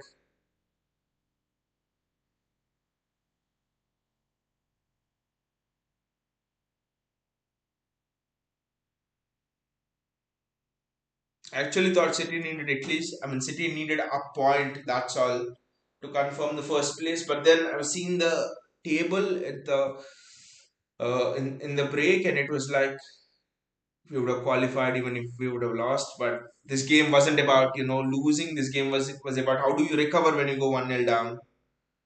Why do you face in certain moments when you go 1-0 down? So this game was all about that. Press, press, press, press, press, goal. Palmer would want to get onto the score sheet. Alvarez would want to get onto the score sheet. I wouldn't be surprised if it's a thumping at the end, a 4-1, 5-1 thumping at the end. Ah, was it Lamella who's coming onto it?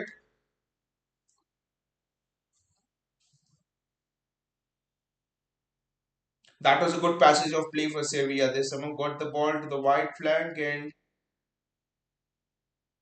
again don't know what Sergio Gomez is doing. He just has to go and engage with the wide player. Diaz will pick up the player who's there centrally. So Gomez has to engage with the wide player. I think that is an aspect which Gomez will learn from this game. Rodri is just reminding you of the classic Sergio Busquets and Xabi Alonso. More of Sergio Busquets, I would say, than Xabi Alonso.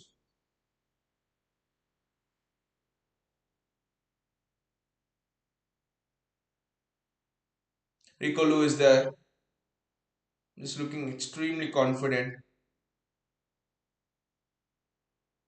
Bernardo Silva,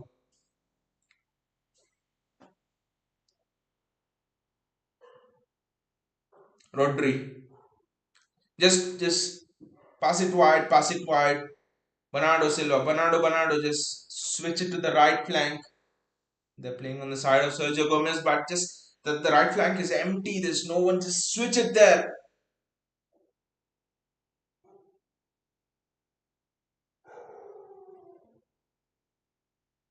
Ah, that was almost a wonderful take from Julian Alvarez. It just evaded him.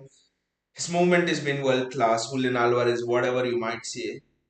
He's not scored a goal, but he's got a fantastic assist, and that is again good pressing. His pressing has been excellent. His passing has been out of this world. His assist was something Kevin De Bruyne would have been proud of. His decision making for that assist is something that has stood out for me. Like Countainer said in the comments, he could have very well gone for the shot, but he assisted it and he made that quick pass. Linked up play well, Julian Alvarez. Everything tick for Julian Alvarez, but still, it would be difficult for him to start against Fulham if Haaland's fit. Well done, Bernardo Silva, and then it's Rodri. That's a foul. It's literally almost impossible to take the ball of Rodri. He's so good. And the Sevilla player was so frustrated that he just shoved Rodri to the ground.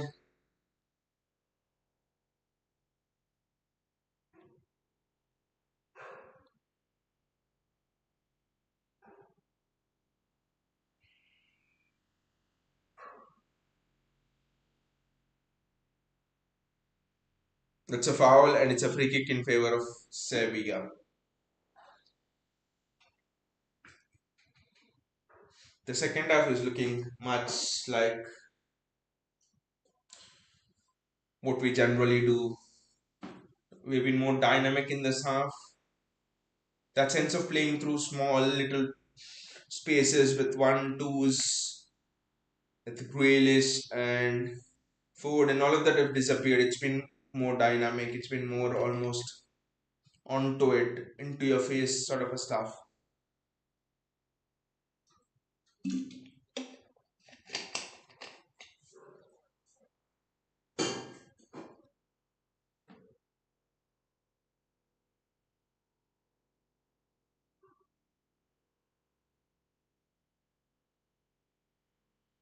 City are pressing well, and that's good press by Cole Palmer and Riyad Mahrez there.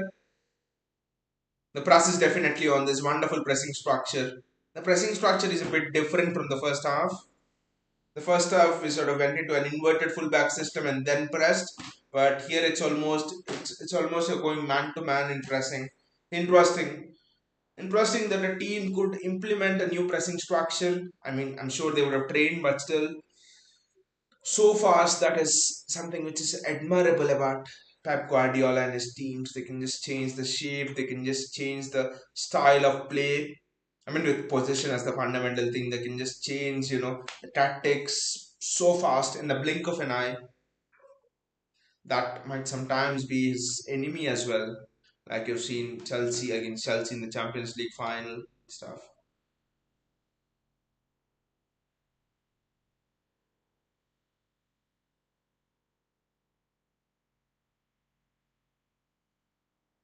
That was a good ball from the Sevilla goalkeeper, but it was just that Laporte read it well. Bernardo Silva.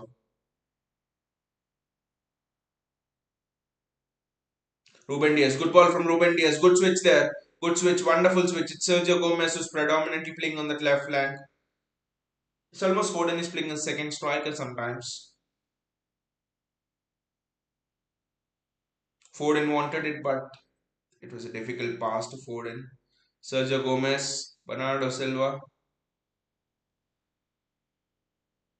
Rico Lewis, Riyad Mahrez. I just want to see Rico Lewis whip a ball in. He's tried one in the first half and it's been relatively good. That was such a waste of a ball. Who was the idiot who played that ball? Was it Riyad Mahrez? That was such a waste. Wow, this is something I thought it was almost impossible in this game. The maestro, the world's best, the second ranking player in the Ballon d'Or this season is getting ready to come on. He's stripped and ready in his kit. It's the one and only Kevin De Bruyne. We call him the boss. We call him King Kevin here. He's ready to come on. I thought it's a full day off for Kevin De Bruyne, but doesn't seem to be the case. Good switch from Rodri, good switch from Rodri there, but even for Rico Lewis with such pace, it's going to be very, very difficult.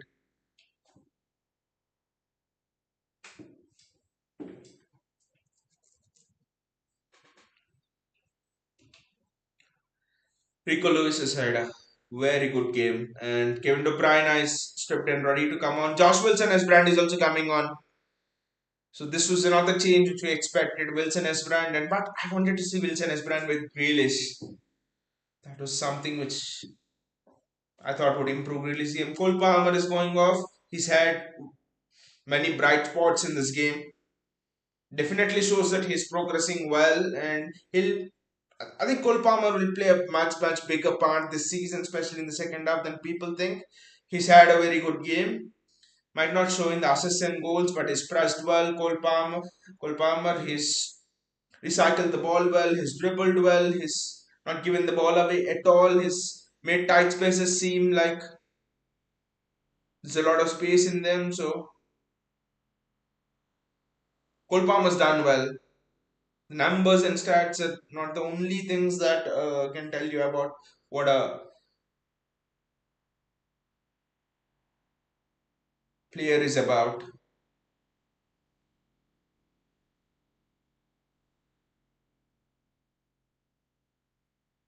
Bernardo Silva,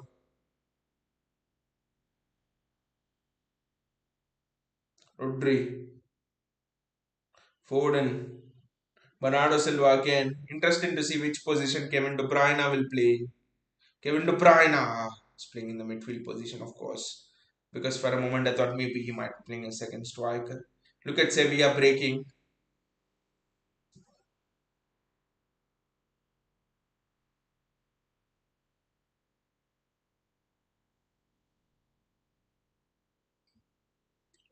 The goals for Julian Alvarez is not are not coming, but his role in the team is different. We can't just measure everyone by goals and assists scored. That's just a tiny way of tiny perspective of visualizing football. Football is about that. Oh, Foden almost picked the pocket of a Sevilla defender there in the box. City's pressing has just been out of this world. It's just been so outstanding.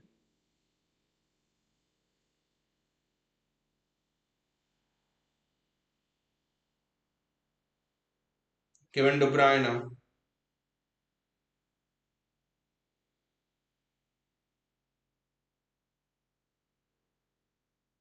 Ah, the way the camera angle was there showing Phil Foden, for a moment I thought he might just be able to glide it in, but it is always slanting away the ball away from goal. So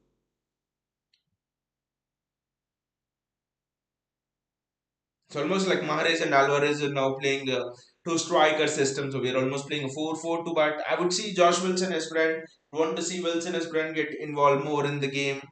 His overlapping runs are very, very good. His crossing is also very good.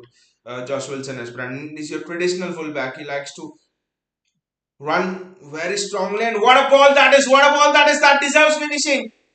That deserves finishing, and that deserves the kind of finish which Julian Alvarez has given it. The ball deserved it. Look at his finish. Look at the pass from the king, and look at the finish from Julian Alvarez. What a finish! What a finish! That is. He's calmly taken it past the goalkeeper and has lifted it. That is why we say Julian Alvarez has 99 finishing in FIFA. Wow, what a ball! The ball from the king, the ball from the emperor is out of this world. There are not many people who can even play the ball like that, even in their dreams. That is definitely not offside. Look at Julian Alvarez there, calmly finishing it. Look at it. Look at the finish. This is the kind of finishes we have been missing in the last seasons. People ask me, why did City sell Gabriel Jesus? That's a mistake. This is why City sold Gabriel Jesus, a man who can do everything that Gabriel Jesus did, and also he can finish like this. He can finish like a prime Sergio Aguero. Dare I say, he can finish better than a prime Sergio Aguero. What a finish from Julian Alvarez over there. Counting assists now, that's a combination of a perfect pass and a perfect finish. The pass was just supreme, right? The pass reminds me of Stoke City 2017 season. Leroy Sané, Kevin De Bruyne made a similar pass. It was even better. It took six Stoke City players away, and Sané went on to it and scored. But the finish was difficult actually. The goalkeeper was coming on to Alvarez. Alvarez, for a moment, I thought would go in early. Rico is wonderful. Final ball wasn't there, but the dribble was excellent there to evade the last man. Rico, bit more composure, man. Bit more composure. just look at the vision of Kevin De Bruyne there, one touch passing. How does this man not end up on the side of a Champions League winning team? How does this man not get a Ballon d'Or? Kevin De Bruyne, I think he deserves the Champions League with the amount of talent he has. It will be an injustice this season if we don't deliver the Champions League to Kevin De Bruyne. He just deserves it just for the vision. First of all, how do you even see that a pass like that is possible? It's just a vision that is out of this world. That is why we call him King Kev. He's the king.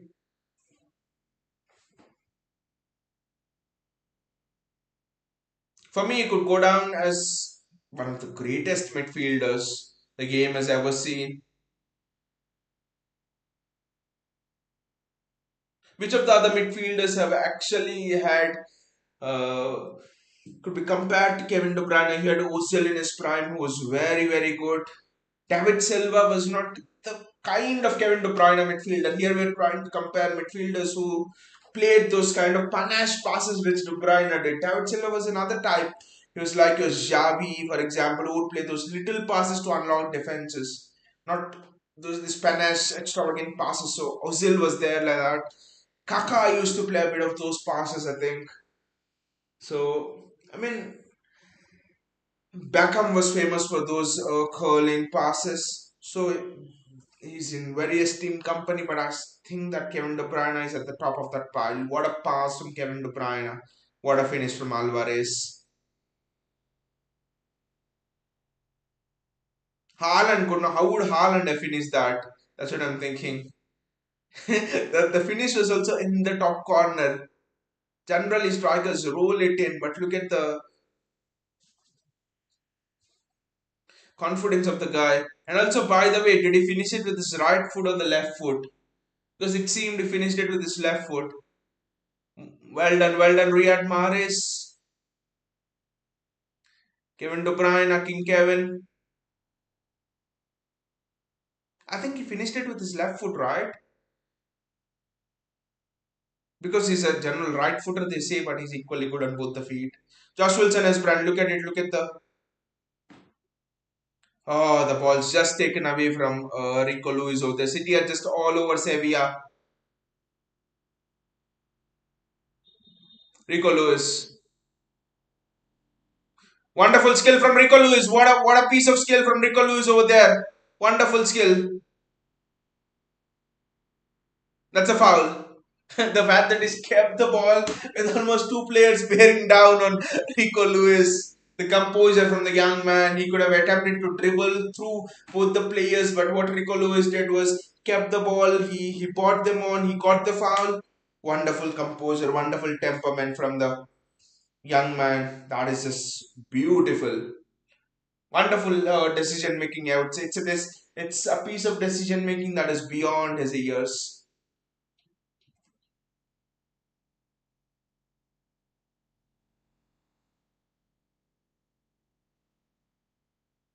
Julian Alvarez. That was a very good cross again from Kevin De Bruyne. That almost seemed to be put in the back of the net. That almost deserved to be put in the back of the net. Josh Wilson Esperan was the last man back. Bernardo Silva, Rodri, Bernardo Silva. Great switch from Bernardo Silva. Kevin De Bruyne there. Uh, Kevin De Bruyne has come out in such a sumptuous mood today that whatever he's doing, it's almost turning into gold.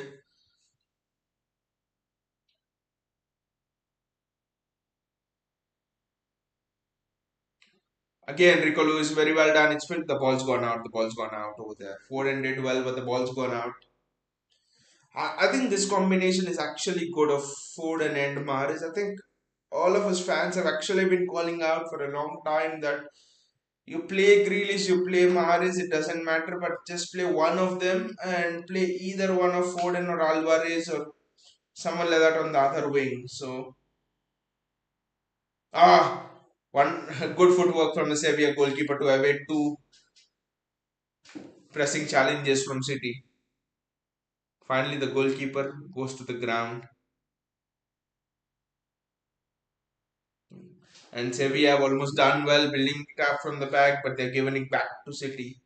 Ortega has looked so comfortable in possession. He's looked very, very good. I just would like to see Ortega go up against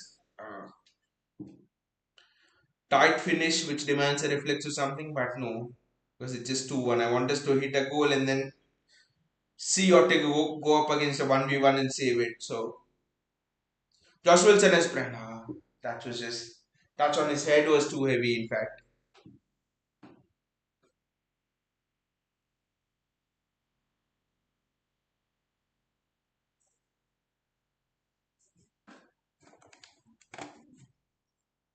I mean, in all the excitement, I've just forgot to change the scoreboard. So, let us actually change it.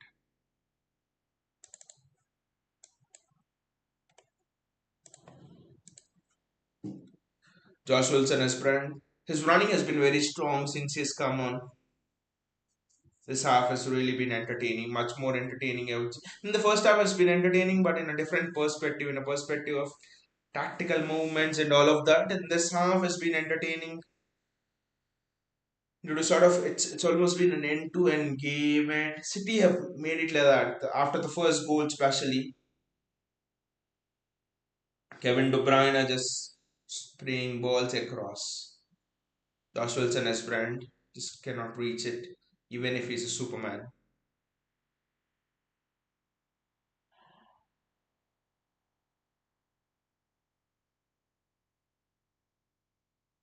That's a foul. I thought it wasn't a foul. Ref, that wasn't a foul.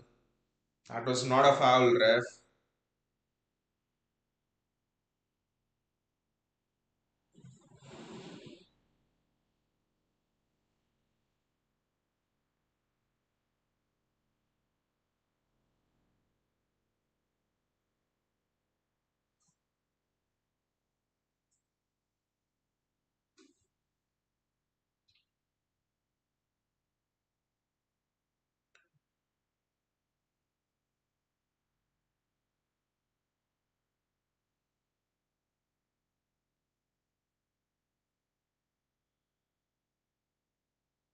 Sevilla played out of the back well on this instance, but City get it back. No, it's a Sevilla throwing.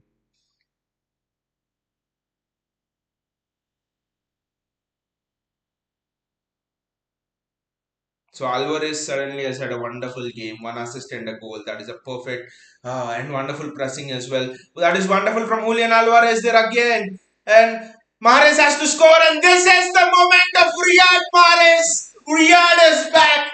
Riyad, you are back. You're definitely back. This is what you deserve. You can just look at the satisfaction, the relief. Relief is the word. You can look at the relief in Riyad Mahrez's eyes. Almost you could even, if you look at closely, maybe you could even see a tear trickle down, maybe. So it's been such a long stretch of bad form, and the ball was always evading him in good positions throughout the match. And again, look at it. Julian Alvarez there. Look at the endeavor. Look at the way he's pressing. Look at the hunger in pressing, and look at the pass. Julian, one well done, and Riyad Mahrez, wonderful finish again. That is a classic Riyad Mahrez finish on the left foot, finding the corner.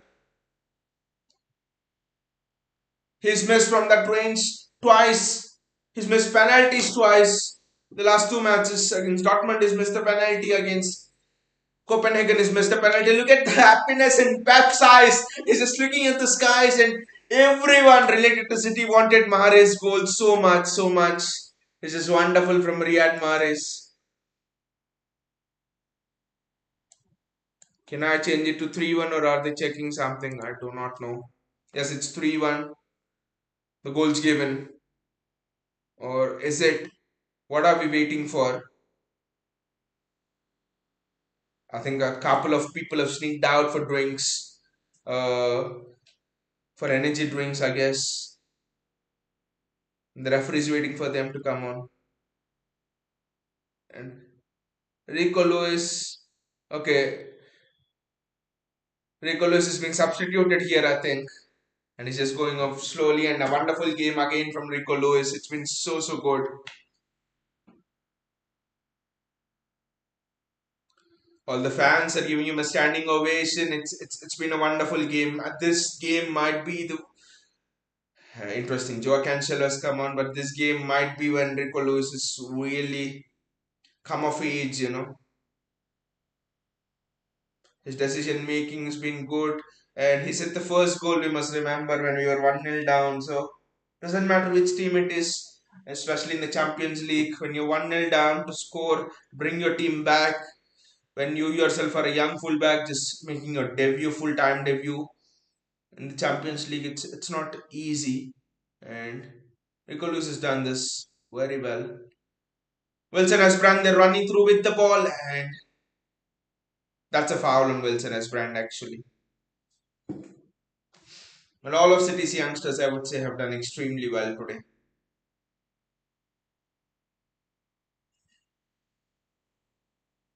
I think Rico Lewis is another reason why maybe Jan Kuto was sent on loan again. But I mean, people are telling, how do you replace Kyle Walker? But you suddenly have Rico Lewis there.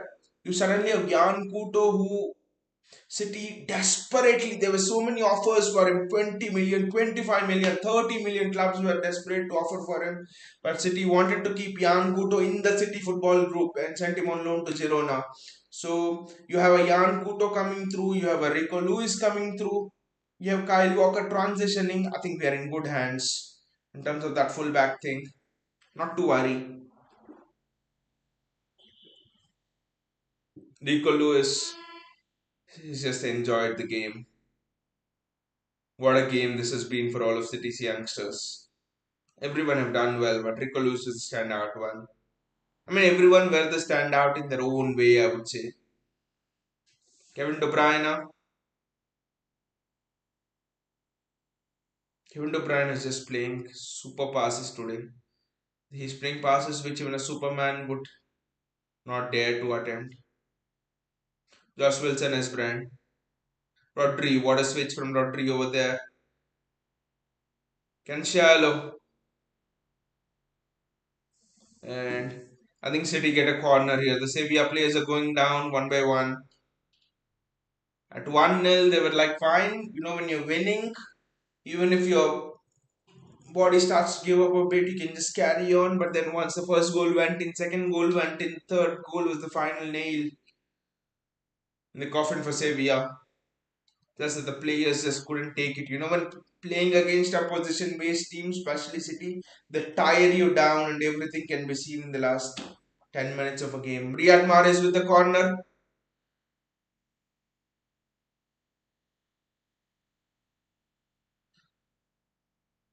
For a moment, I thought the ball went in, but Ruben Diaz could have had a hat trick of headers today. First half free kick he should have scored. Second half the keeper just saved it well, and now this. Ruben Diaz would have had a hat trick today easily.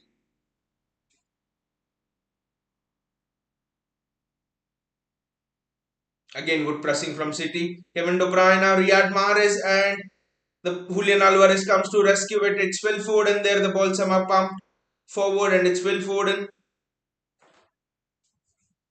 and the ball's put out of play. The speed at which City are just moving forward, the speed at which we are passing the ball, so we are not able to live with it. This was lacking against Dortmund, against Copenhagen, but here we look razor sharp. Here it's just so good. Riyad Mahrez, Rodri,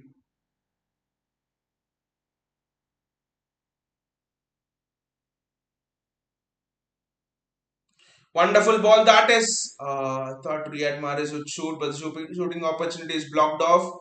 And Kevin De Bruyne, Joao Cancelo, and Cancelo is being a bit wasteful nowadays. In terms of his trying that extra skill, in terms of not keeping simple for crosses and stuff.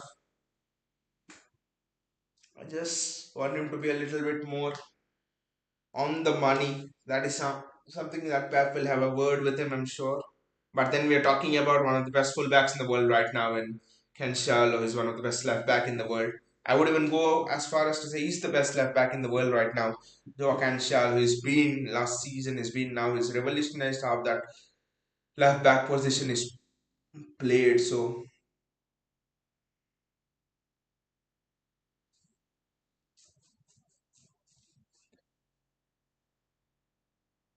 Sevilla on the attack, Josh Wilson as brand.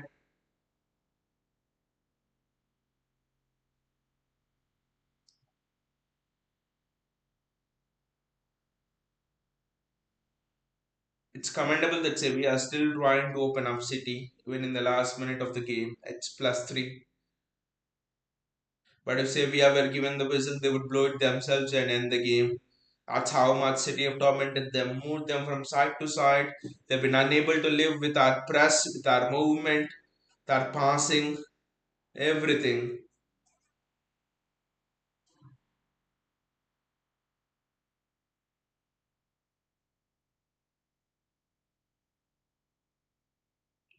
Sevilla are enjoying the ball in this extra time. Maybe they can brag about it. We had the highest share of possession in the extra time.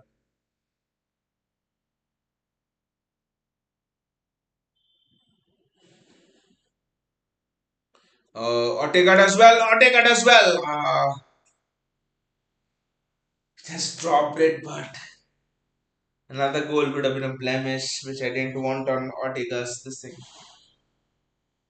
But what went wrong for Ortega there? He couldn't catch it actually. It was a difficult catch. He just palmed it away.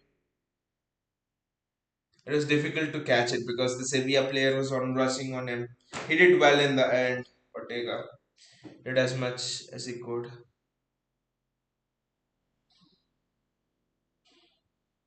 How did that miss? Foden thought he has had a goal today. How did that bloody miss? Again, it's Julian Alvarez. I think Julian Alvarez with this game is well and truly arrived. He's just going everywhere. His work rate, his touches, his passing, his finishing. It's a wonderful all-round player we have got in Julian Alvarez. Kevin De Bruyne. He deserves to try that long-range shot, which is one of his favorite. Maybe he'll get one more chance. But Josh, good defending from Wilson Esperant. Very good defending. His pace is deceptive. He has a lot of pace to burn as well. Josh Wilson as friend.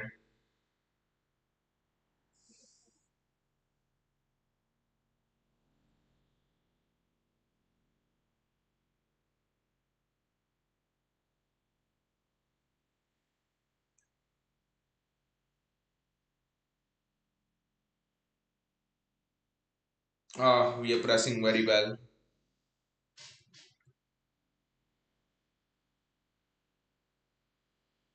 That is a dream of a touch, but then it's a dream of a player in Cancelo as well.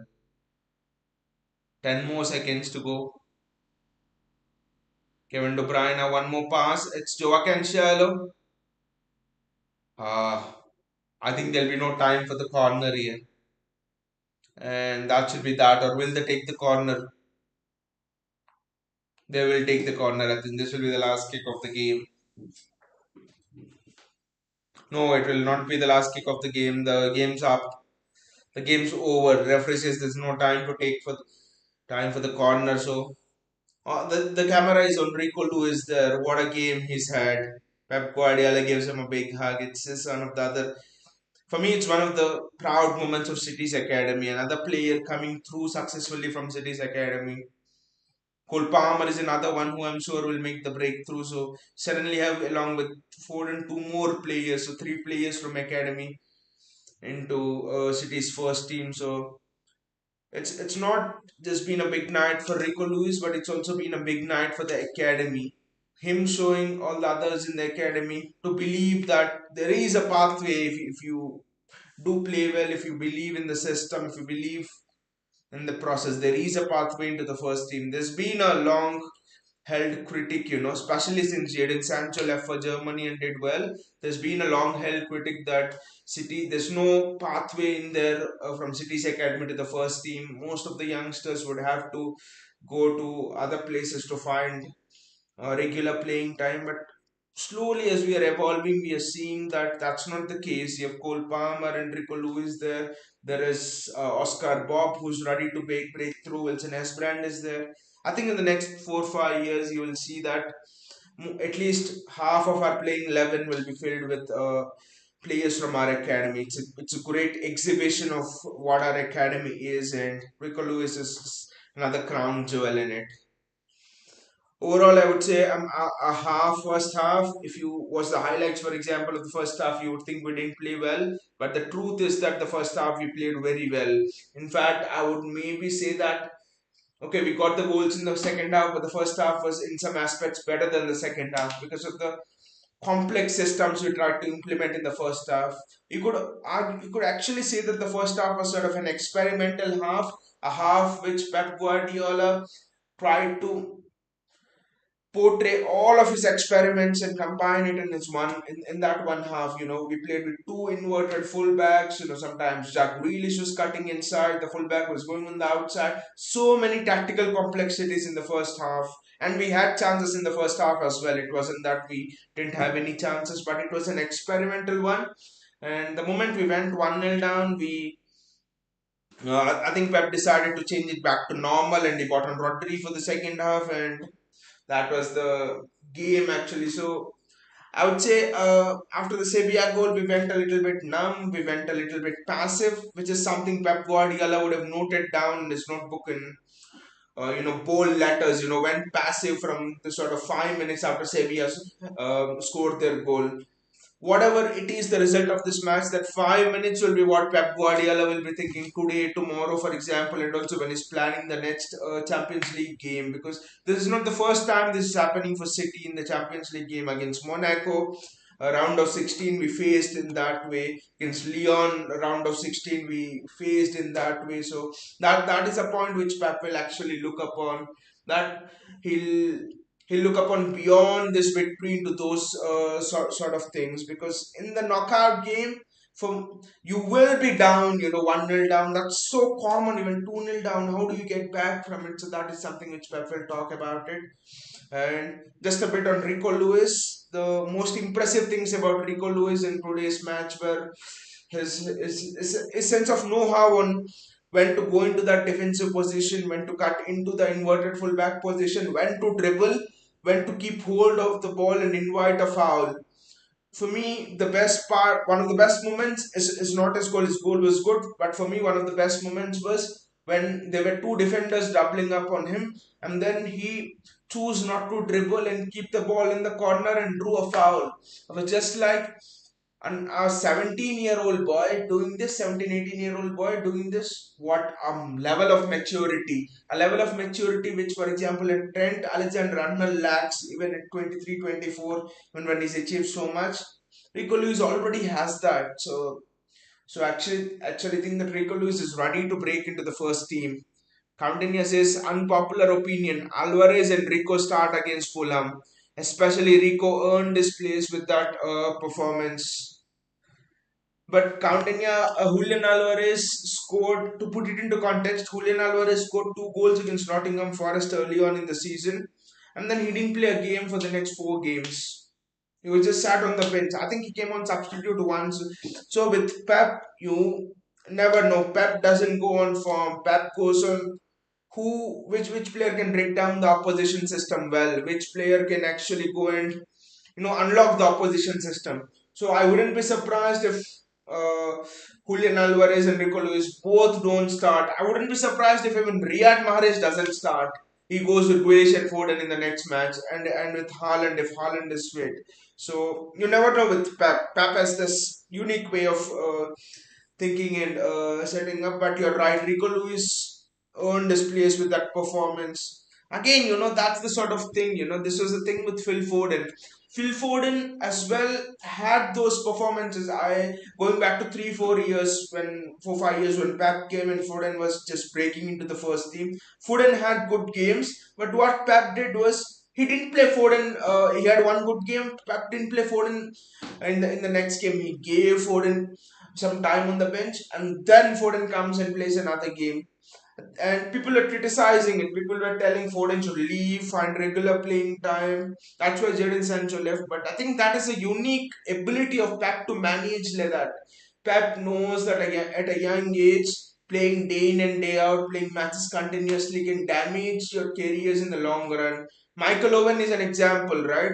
And his career ended at 24. He won Ballon d'Or at 18, 19, I think, and his career ended up at 24 years of age. He was gone. Ferran Torres just blew up very fast. Reece James, look at him. He's playing from a young age and injuries are just striking him. So it's we as fans, we want every young player that does well to play consistently every game because he deserves it on form. But I think Pep will manage him. Pep will manage his time. I wouldn't be surprised if Rico Lewis doesn't start in the next game. And let's speak about Julian Alvarez actually. It's so underrated. None of the headlines today will be about Julian Alvarez. They'll be about De Bruyne's pass, they'll be about the way Rico Lewis played, and they'll be about the one touch passing of Gundogan. But Julian Alvarez for me, the pressing, the passing, the movement, the one touch, the finishing, the one touch interchanges with his midfielders. I mean, if Pep was, I sometimes think if Pep was given his ideal false nine, Pep prepare an ideal false nine in your laboratory. I think Pep would exactly prepare a version of Julian Alvarez. And another thing I want to point out, when people say that Julian Alvarez, if you create someone with a 99 finishing in FIFA, it's Julian Alvarez, people were laughing actually. Do you really think Julian Alvarez finishing is better than Erling Haaland? If not better, at least as good as Erling Haaland. Look at the finish today. An ordinary striker cannot do it. An ordinary individual cannot finish like this. Imagine a Gabriel Jesus on that finish. Imagine a Raheem Sterling on that finish. They don't finish like that. He's a special player. We have Julian Alvarez as a special kid who can do everything Pep wants. See, I have this nagging feeling that come the Champions League knockout games, maybe Pep could even sacrifice an Erling Haaland in certain games and start Julian Alvarez. Is because to win a Champions League game, you need control in the midfield. You need someone to provide you with numbers in the midfield. You need that pressing energy. And Alvarez is doing everything. Alvarez provides Pep with all of the ingredients needed to win a Champions League. So I wouldn't be surprised if Pep picks Alvarez in front of Haaland and it causes a big furore, for example, in the future. But some performances which went under the radar. The first thing is, I would say, Cole Palmer did everything extremely well, did the simple things well. Pep often says if you go under the radar in the midfield, it means you had an excellent game. So Cole Palmer recycled possession well. His movement, passing, everything was good about Cole Palmer. Cole Palmer's definitely arrived in the first team. I think Cole Palmer will have. Rico Lewis might take a little bit more time, maybe 1 2 years. His development might take to complete fully, but Cole Palmer is ready. I think you'll see more performance, more integrations of Palmer into the first team. Actually, you'll see him play a bigger role in the first team, especially after the World Cup. It's a plus. You do not know what shape players will return from the World Cup. So you have a Palmer, you have a Rico Lewis, you have Josh Wilson Esbrand. Suddenly, three players from the academy who are very well more than capable of covering up any injury that might happen. For example, to a Ken Shallow or whoever it is. I wish no injuries happen to them. So, and the last thing about Riyad Mahrez, it's a relief for fans, it's a relief for him that he's got that goal. Literally, when he was celebrating, and camera focused on him, I was just trying to have a glimpse of Riyad Mahrez's eyes, how was Riyad Mahrez feeling there? Uh, you could almost sense that Riyad Mahrez had a little bit of wetness in his eyes, he was that relief in his face clearly showed. A tear was the only thing that was left from Riyad Mahrez. It's not he's won something, but he's literally come out of form with his trademark shot. And today, Riyad Mahrez, he had that fake dribble. He skipped past a player in the first half, and that itself showed me that Riyad Mahrez was back. That shot was just a stamp of approval that Riyad Mahrez was back. I can understand the mental this thing which Mahrez would have gone through. Mr. Penalty against Copenhagen, Mr. Penalty against Borussia Dortmund, and missed an easy chance against Brighton, I think, previous week, and then Brighton go on and score, and it becomes an even match and a nervous match. So literally, Mahrez has been pondering chance after chance. I do think Mahrez would have himself been feeling inside. Pep is placing so much faith in me, and I am not able to deliver. I'm almost uh, I've almost come close to costing him games. City have drawn two games because of me. City have almost come close to almost drawing or losing against Brighton because of me missing easy chances. Me missing chances I would cut down for breakfast. So I think all of it, Mahrez really wanted to repay the faith Pep Guardiola has shown in him, and good man management from Pep Guardiola as well. Whenever a chance is presented itself, Pep has tried to play in Riyad Mahrez and see the results. People might not realize this, but Riyad Mahrez will be such an asset, especially in the Champions League. Just imagine, Erling Haaland playing in that striking position and Riyad Mahrez curling in that balls. Remember the goal which Real Madrid conceded, first goal which De Bruyne scored in the first leg against us? It was a curling ball from Riyad Mahrez. Now imagine that on the head of Erling Haaland. That is what we need Riyad Mahrez for. The way he cuts inside, the speed at which he cuts inside, the way he curls the ball in, that is just actually excellent. That is actually wonderful skill. So we needed Mahrez back at any cost, and we have got Mahrez back. So a game. So I would say to sum it up, a game where a few of our players have really come back into the form. They've realized that they've regained that confidence which I thought they were lacking in the first periods. And we have unearthed a gem who in Rico Lewis unearthed a gem in the sense he has gained belief in this match that he belongs onto the stage. Sometimes young player can burst through and then he plays in the game and he can be faced by pressure. One thing which we are seeing continuously with these City players from the coming from the academy, especially in the last 1 2 years, they're unfazed by fear. They're on the big stage. It seems that it's just a normal routine game. They're enjoying fear. They're telling themselves, "Wow, what an opportunity to show what I have got! What an opportunity to display all of the hard work that they're putting since the last 5 6 years in the academy." Rather than with the mindset of, "If I do a mistake, what will happen?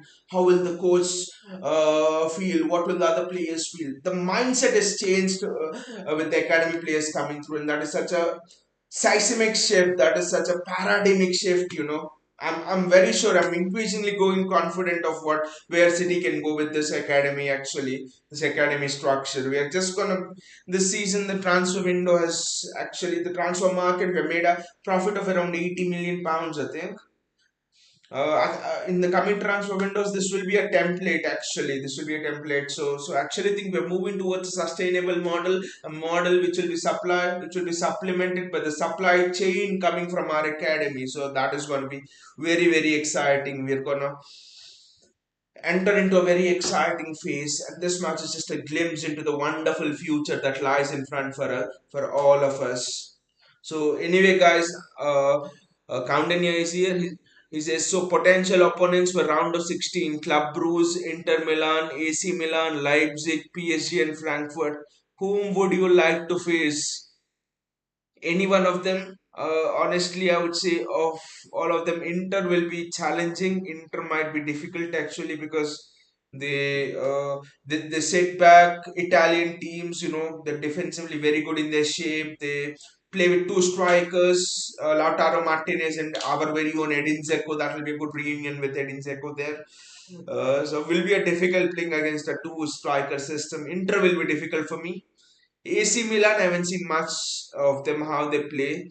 PSG, I think PSG could be the easiest, other than Club Brugge and Frankfurt. I think PSG could be the easiest, one of the easiest of the bunch along with Club Brugge. I'm telling PSG could be the easiest because to win a Champions League, to go deep in the knockouts of a Champions League, you actually need to play as a team. PSG are just a bunch of selfish brats, selfish idiots who look after their own selfish interests. Maybe not Messi, but everyone else and not everyone else. There's no connectivity in them. So PSG would be fine. I would really love to knock PSG out. Frankfurt will pose difficulty. German team, very good on the counter, very strong on the counter. Frankfurt will be difficult actually. Frankfurt will be difficult. Leipzig would be difficult. Inter will definitely be difficult. I do not know about AC Milan. So I would say PSG or Club Brugge. No, not Club Brugge. Bring on PSG. Counting as PSG could actually play Real Madrid, Chelsea, Man City, Bayern, or Napoli in round of 16. I think Napoli PSG would be interesting. I actually wanted Napoli to play City. You know, both the high pressing teams. We would get such a goal fest. You know, that would be a dream for a neutral actually. For us fans, that would just be heart pulsating at a high rate. But Napoli City would have been good. Bayern City would be good. But actually, think PSG will face Napoli or Bayern. I think Real Madrid, of course, they can face anybody. But yeah, apart from Club Brugge and PSG, all the others are strong. I would love to face Club Brugge or PSG, but then we are City. From when we are fearing potential opponents, we can potentially face anybody, especially this season with Erling Haaland in there. But what I've seen through this group stage is we have struggled a bit in breaking down the defensive structure. You know, I can sit here and say all day long that we have got Erling Haaland. He wakes up to the Champions League anthem, so will score goals. But look at the matches where City have struggled. Bournemouth, with Haaland, we've struggled. Bournemouth struggled to break them down a bit. Haaland didn't get any goal. He got an assist in that match. Leicester, we have struggled without Haaland.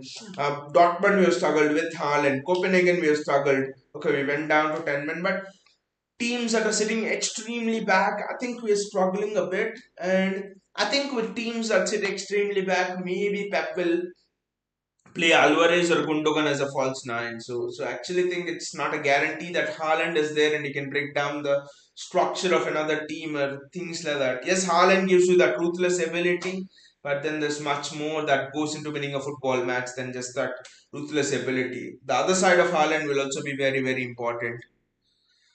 So will be interesting. By the way, I do not know when is the Champions League last 16 draw. But again, you know you cannot predict what will be the things in the next round because the next round is after the World Cup. You never know. Lautaro Martinez, for example, for Inter would if he comes back from injury. I wish that would not be the case.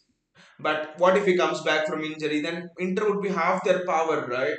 What if an important midfielder in Inter, for example, Barella or someone gets injured? What would be Inter's position? So you do not actually know, I think, until what kind of shape and form that players return after the World Cup. So it's almost nigh on impossible to predict what kind of a season it would be going into the second half. Not just the Champions League, even in the Premier League as well, because this has never happened before. World Cup in mid-season, and you look at the fixture list, it's just mind blowing. I don't know. Hats off to the person who has scheduled it. You start off on 25th, I think 26th, and then you have matches almost every 2 hours, and I think that January 1st and January 2nd, that schedule is just something else. You have a match within 24 hours or something like that. It's just the schedule is crazy. And I know that that schedule has always been in sort of the winter months, but with the World Cup facing such a schedule, it's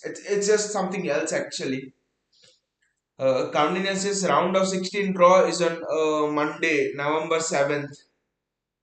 Oh, so next week. So that is actually interesting. So we'll know, but we'll know who's the opponent. But I don't think it will be that useful like it is in the previous years, because like I said, the World Cup, and we do not know how each how players in each team will return. So that is actually an interesting thing. Anyway, guys, thank you so much for joining me. It's been a pleasure. It's been a wonderful watch. It's been an entertaining watch, and thank you so much for all of the comments. It's been wonderful interacting with you all, guys. Uh, Thank you so much again, and I really hope you have enjoyed the show. If you have enjoyed the show, please click on the bell icon, the like button, and the subscribe button. And again, see you all, guys, and take care.